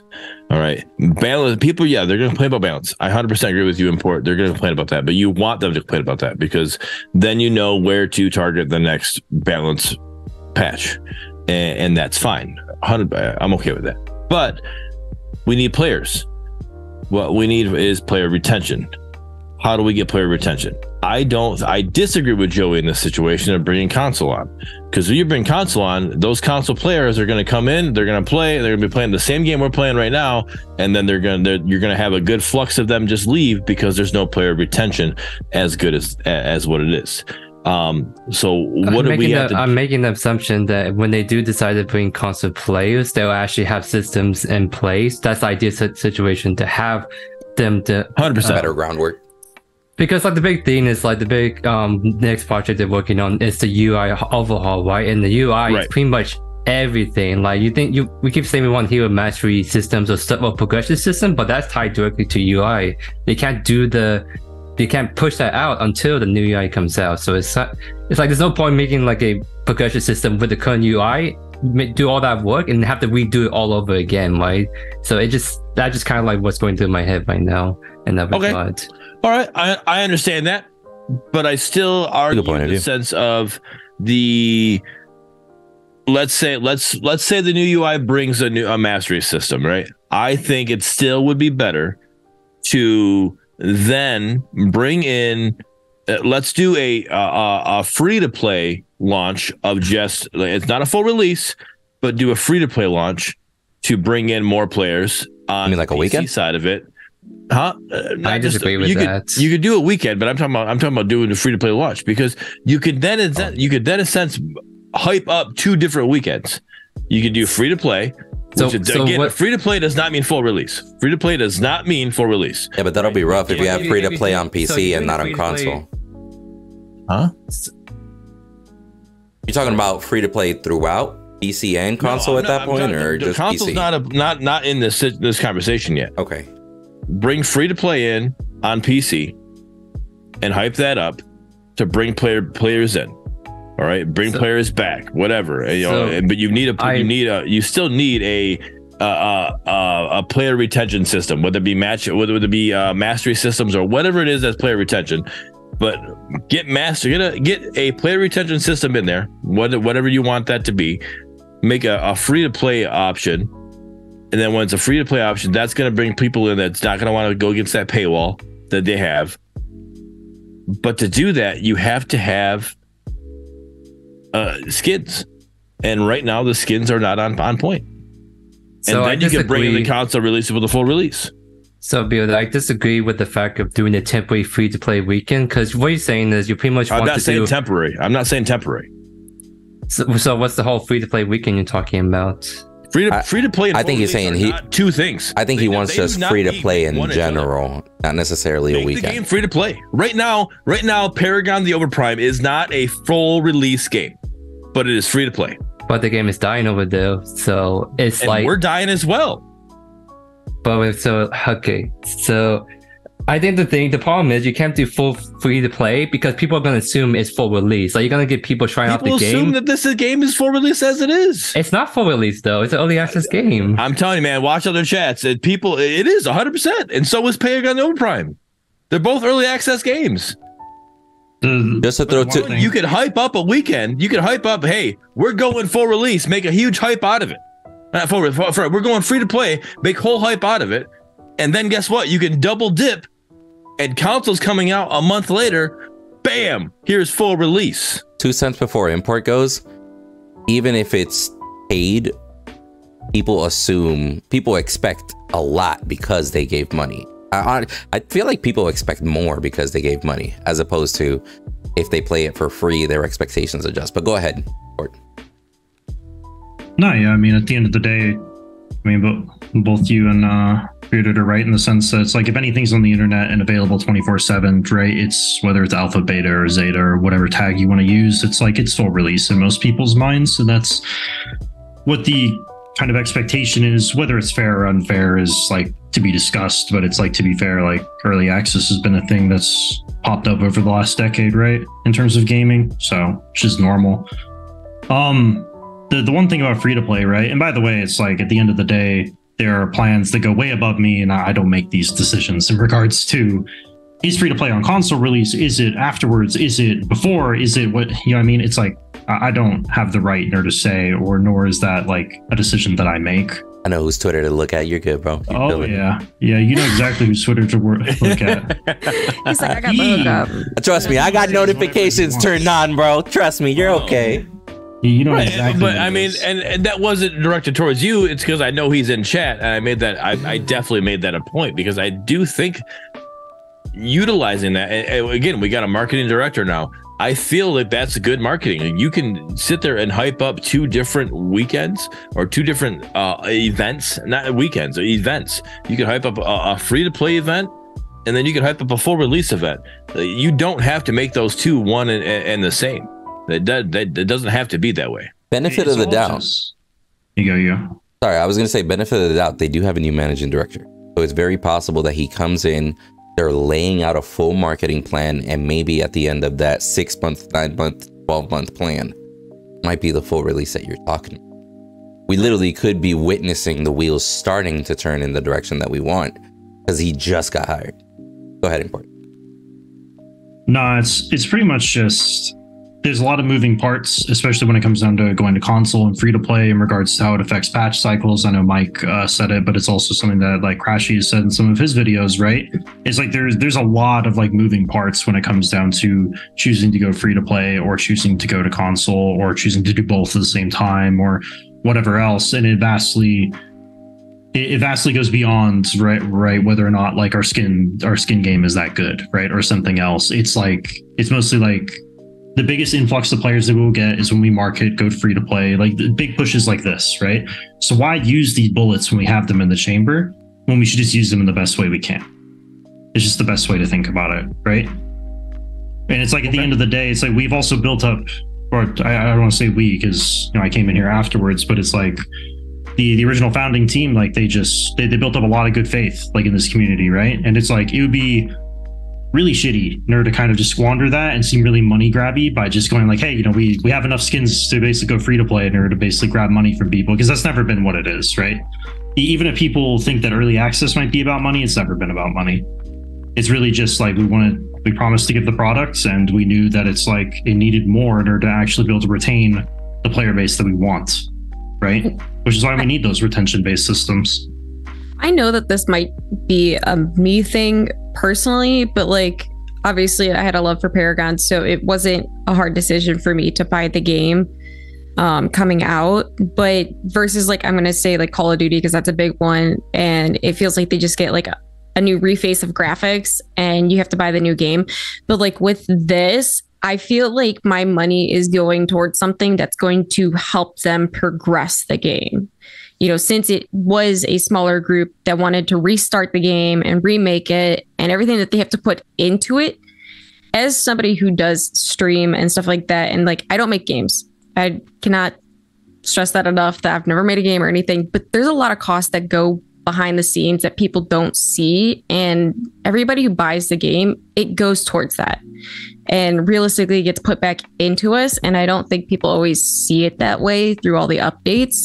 But realistically, you're paying for them to keep the servers up, to make the game better, to progress in like where they want to make better graphics, better skins, more characters. Like all of that takes time and money. And I don't think everybody always sees that either, and how much it goes into it. And I agree with that, Sass. That was my point of what I'm not saying that I don't see it. And I get what you're saying, Import. There are going to be people who see it that way. I don't see going free to play with skins as a money grab situation. I see that as a confidence, like, hey, we are now at a point that we can start growing. We can actually stay afloat with our actual monetization, because for this game to survive, it's gotta be the heroes and the skins. When they release a hero, somebody's gonna want to buy it. When they release a skin, somebody's gonna want to buy it. If they don't do that, if nobody puts money into this game, there's no way it's gonna stay afloat. And going free to play to me is hey, we're confident we can do this. I want to throw out there, like, just as a little pet peeve, I understand the sentiment, but anybody that offers a pack from $20 to $80, I will never accept the answer that money isn't a factor, or it's not about the money, right? Because of course it's a business. They have to make money. That helps control the flow of players while simultaneously making sure that the player base that you have is dedicated enough to play. But again, you are getting money to kind of balance things out in the meantime. It's just not like these are like more of like business discussions that are way over my head in regards to what I can really comment on. But it's like I still stand by that it really isn't about the money in that sense, because while yes, we made X amount of like revenue, right? It's like I think it's irrelevant compared to like the investment that we've gotten, and then it's like 100%. Investments isn't just like this isn't an angel trust, right?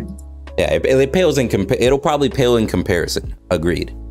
But it's just when I'm just saying it more along the lines of when the option of executing the same exact result at the same exact pace for free versus the option of doing the same exact resulting product for a monetary gain, I can't sit here and accept that money is not a factor and it's not about money, because it is a business, you know?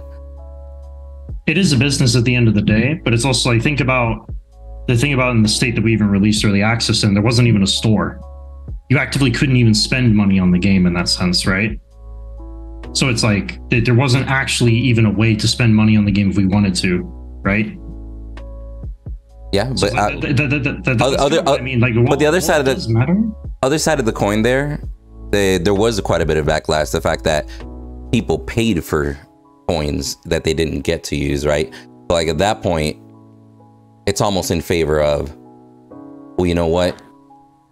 Maybe it would have been better to have her like a just free to play it or like limited access join, and then after the fact, you know, you could go into a million business strategies, right? We're not going to get into that right now, but at the end of the day, I just don't want people watching to just come off with this idea that money is no factor when it's got to be a factor. It might just not be the main factor. It might be hella low on the list by all means. No, it's like the point is that we tried to deliver a product, right? And we delivered a product in like in the state that it was without a store, which should show the commitment in that in and of itself, right? Is that we chose to focus on other things other than the store because it wasn't about money. It's like the driving force. But yes, like you said, every business has to be profitable, right?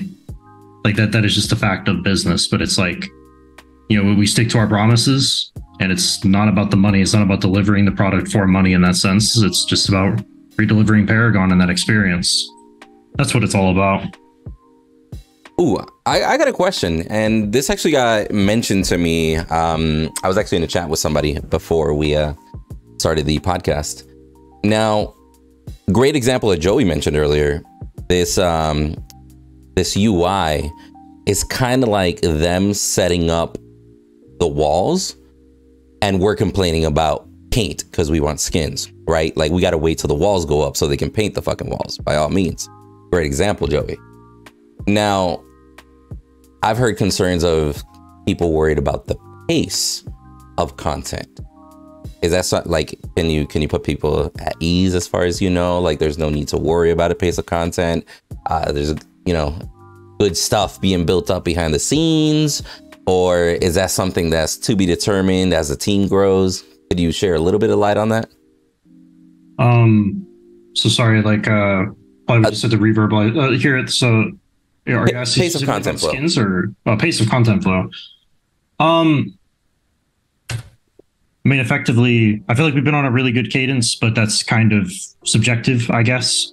I think we've tried to be aggressive and just give you guys maybe we give you guys stuff too early, like, you know, content in regards to like maybe it's not well enough, right? Maybe it's not good enough. Maybe it's not polished enough. Maybe it comes a little bit whatever. But I feel like our content pace is kind of shown, and it has been a lot. I'm not going to lie, right? Like, we have been trucking along and trying to push out as much as we can. But I mean, we're always just building and building and building stuff, right? It's like, while I might be sitting here talking about matchmaking, right? It's like I realistically haven't been super indexed on matchmaking, right? I just know all the matchmaking conversations, or at least the gist of them, Right. the gist of it, so I can answer it, right? But it's just like, it's like I'm working on a bunch of different stuff that I can't wait to show you guys, right? Same thing with all the other game designers and My DMs all are the always other artists, etc. You could not pay me enough. You could not. Great answer. So No, so it's in regards to pace of content. I don't think if you guys like what you see, like what we've already been offering you, you guys don't have anything to worry about. If you guys are expecting something more and it's not enough, then we'll see, right? Just stay tuned to the news. That's all I can really say. I think the biggest issue, and this isn't really to you import, this is more to meta overall. I think the biggest thing is I agree with you. Some of your stuff is aggressive. Like you be a little aggressive with giving us content, and there it is. But the biggest thing that you're aggressive on, or meta is aggressive on, is the road. The roadmaps. Sorry, the roadmaps. In the roadmaps, we've had the first season 1 roadmap. We've had 4 things were pushed to season 2, and then we got this just recently. We have season 2 roadmap, and almost everything was taken off of it besides UI. And it's like, because of that was very aggressive, showing us what the plan was, and it's almost it actually hurt Ometa that it did benefit Ometa.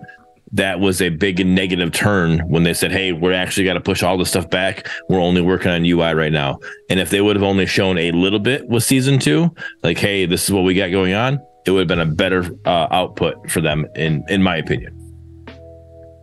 That's really just, yeah, sure. I mean, in a lot of senses, it always sucks for us. It always sucks for us whenever it's like we promise something and we can't do it on time. Well, we still have a commitment to do it. It's like, it's really just about valuing different commitments, right? It's like, why do we push the new UI up? It's like, what are we trying to push forward? Our promise to console. That's partly what it is. It's also tech debt, right? It's like we were building features for 2 different UIs, which has caused us more and more work. So it's like, it was just time to rip the Band-Aid off. If anything, It was just a smart production decision. And it was the only decision we could realistically make to actually increase workflow, right? And become more efficient. So, but in that sense, it's like a lot of these things get lost, which is fine, right? Like I don't think anybody expects people to really understand like those type of details in that sense, because it's hard. Like, game development is hard. Yep. No, and that's why I love this show, because we're able to put information like that out to the community, and they're able to understand that a little bit better. I understood it when it happened. I understand the change, because, like you said, working on 2 different UIs, you're spreading your resources thin when you don't need to. If we literally just dial back and only work on the one UI, now we can focus our resources here, and we don't need to spread them thin along with the other UI that's not going to be there anymore. To me, it makes sense. Overall, to the community, that's, that not everybody's like that as in depth as I am. I'm just reiterating the feedback that I'm seeing in other Discords and other areas that I'm reading, and I feel like that was a harmful situation, and I think that would just be something that I think would be better for Ometa to just dial back a little bit on the roadmap. Season 3 roadmap, it'd be better for you to put only 2 things on the season 3 roadmap and give me 5. No, I totally understand that, right? For us, is like we put ourselves to very high standards in the same way. Like, that's why I don't think we really ever mind. At least I'll speak for myself, right? It's like I don't really mind like the criticism and the feedback in that sense, because realistically, I hold myself to that standard in regards to any feature that I develop or any feature that I try and push along. Is that you guys have paid for the game and you guys deserve the best, right? You guys are a customer, and we're going to deliver you guys a good product, and that's really it. So yes, it's like sometimes we maybe push too far, right? But it's all because of like a million different contributing factors, right? Right. For instance, like new UI, new UIs had like a bunch of different contexts that went into it, right? So yeah, so like I said, it's just like we're a studio of like 60 something people now. I don't even know the count, so don't quote me on that. Ever growing, and getting more and more skillful people to help us become more and more efficient, and it's just taking time, right? Because while we might have 60 people, it's like we still need more. We still need more people, because then it's like if somebody's out sick or something like that, and it's like they're the only person who can do something, then it's just, you can understand how like workflow breaks down in that sense, which doesn't actually happen really, but it's just like an example. It's just like we're super blessed to have like as many talented people at Omega as we have. And so that's why it's like we feel really confident in putting forth so much stuff on the roadmap. But yeah, it's like things just happen, right? Yeah. That's it. There we go. Hey. All right. Anybody else have any more comments, any more questions for import, anything else going on? Chat, bring your questions on now real quick, because we're already over that 2 hour time, but we'll have this go a little bit longer. So Sass, you got anything for import, anything for the community? I do not. All right. Joey? I'm okay over here. All right. Medkit? Or message to we're not doing outros yet.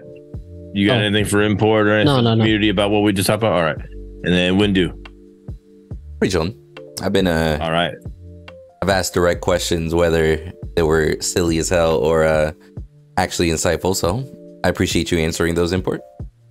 Yep. So again, I just want a huge shout out to Import. I really appreciate you reaching out to me and to come on the show and give another enlightful episode. I love it. Anytime you want to come on, hit me up. You're more than welcome to be on here. I don't care if we got 20 guests already lined up for that one episode. You're gonna be 21. So appreciate it. What is your favorite kind of pizza? I guess is the question we got in chat. Hardcore judgment right now. I'm gonna be real. I'm judging y'all the most right now. Forget phase earlier. I'm judging y'all right now. All I'm saying is, man, I don't judge. Pineapple's fine. Pineapple's fine. No. Pineapple's fine. Listen, okay. It's fine. But Sass, it's fine. Him saying pineapple's fine is that he's on the side that he doesn't get pineapple on the pizza, but he's not going to judge the people who do get pineapple on the pizza. That's all he's saying. He's on our side, Sass. That's fine. My mom gets it, okay? I don't want it on my pizza, but like I was also like the person that just wants plain like pepperoni pizza or plain cheese pizza. So I'll just pick off whatever I don't want. No, it's pizza. Pineapple. It's pizza though. Like, no, the pineapple juices are baked into the cheese at that time. There's no picking that off. Pineapple juice changes the flavor. Trust me, I'm probably one of the pickiest people for eating that you could probably ever meet. Trust me, I don't like my food touching. If you're hungry, a pizza is a pizza, my man. Yeah, I'm pretty damn picky. But all right. Yeah, I'm on the pepperoni boat. All right, Yaki the Unicorn. One thing I will say is I'm optimistic to see where this journey goes, and I think Omega has a great chance at making this stick around. This game stick around. All right. So, but then we also got this is Belgian. How about the hacker cases? Who deals with it? What are you guys doing with it? Do you have any input on that import? I don't know anything about hacker cases. Is there hackers? Is that a thing going on? I don't have anything on that one. Okay, understandable.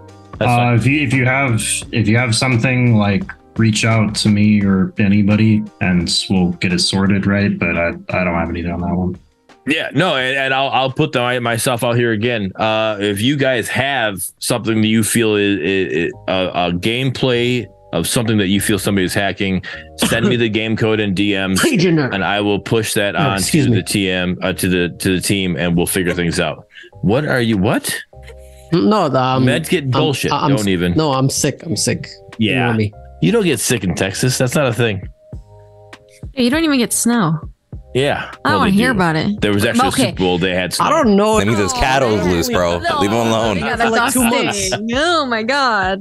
Yeah, it happens like once in 3 years, but it happens. All right, one dusting, and you guys are like, I can't even go to work, and it's like, let me just trudge through this 3 feet of snow real quick. Don't worry, my car's broken down. Okay, so we got no more questions. All right, so now we're gonna do our outros just like how we did our intros. So Sass, I need you to let everybody know what you got going on. Anything you had to the community, anything you had to say to the devs. Don't worry about Import being here; he'll still listen. And so anything you got to say. And then again, where we can find you, what doesn't matter, Twitch, Twitter, anything. Like, let us know what you got going on.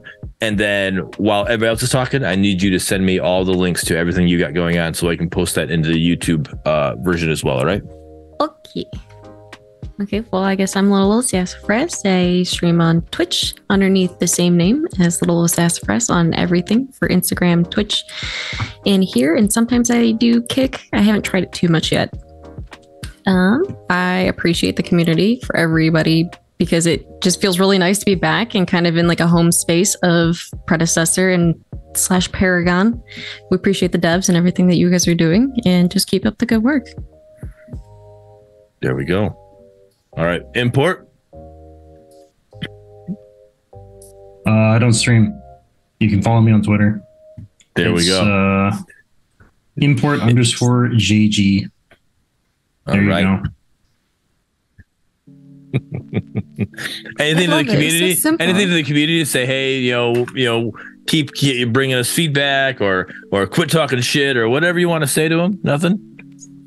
If you have any feedback, please go DM Ray. Oh no! He's my secretary. No. He's my secretary. He'll sort out everything. Don't worry about it. He'll get it straight to me.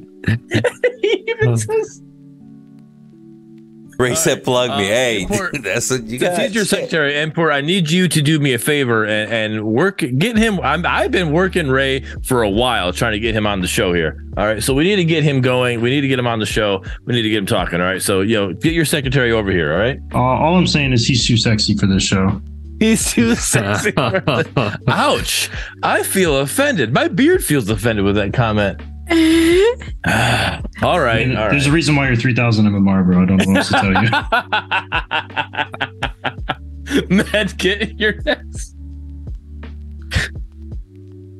You can find me on Twitter at amedkit YT, and I make pred content.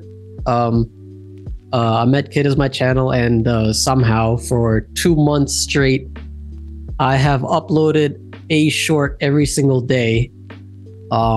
Recently, I pumped out a couple of long form videos.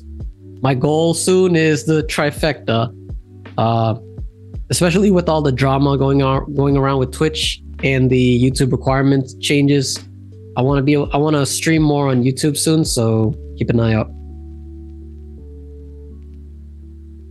Spicy. Yo, by the way, good job on those videos. Definitely good, especially I slowed this shit down. All right, Joey. Thank you. Appreciate it.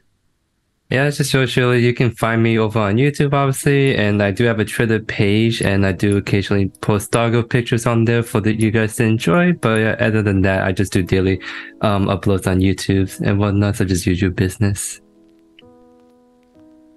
He is also being modest. Joey definitely posts some of the best guide videos, so to speak. So definitely check him out. Thank you. Bearded?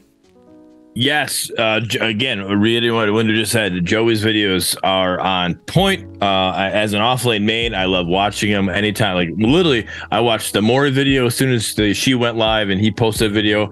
I needed to get an idea how to play Mori or how to play against her. He posted the Greystone video about, hey, here's the build to play with him, and then he did the Critstone build. Oh my gosh, I cannot. Okay, you guys don't understand. I'm a carry main converted to an offlane main, and now you give me the ability to play with carry items. I can't wait to actually try this out. Like, this is my spot. This is perfect for me. So I'm excited to get into that. But as for myself, I just posted. Again, there's a very, very good chance that this is going to get pushed over to Kick. All right. So if you guys want to keep up to date with the Predcast and what's going on, click the link there. Follow. That's my channel on Kick. Show some love over there. I'm going to start streaming over there a little more often, just testing it out. I want to see how the viewers feel about it. Me as a content creator, I actually enjoy it.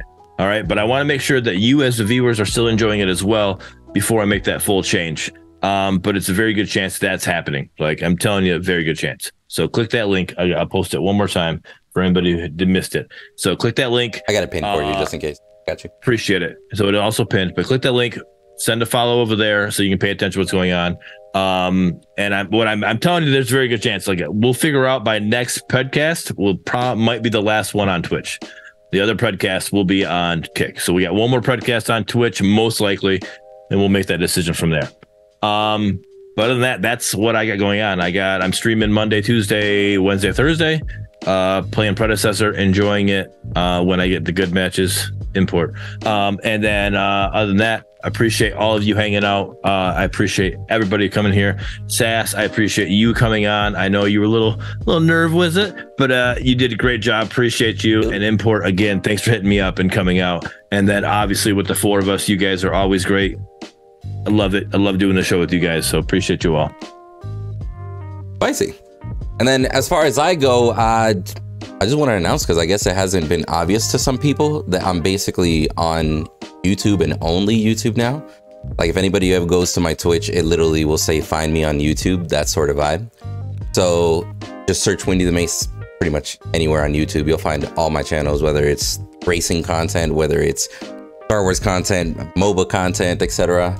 But besides that, I just want to say thank you everybody that is supporting the Predcast and that showed up, all the feedback, the engagement. For those of you that don't know, we do post this on YouTube after the fact as well, in case anybody missed either a part or the whole thing. So definitely share that after the fact. But another successful Predcast. Appreciate it, guys. Hope you guys had fun, and we'll catch you on the next one. Peace. Peace. Peace. Bye.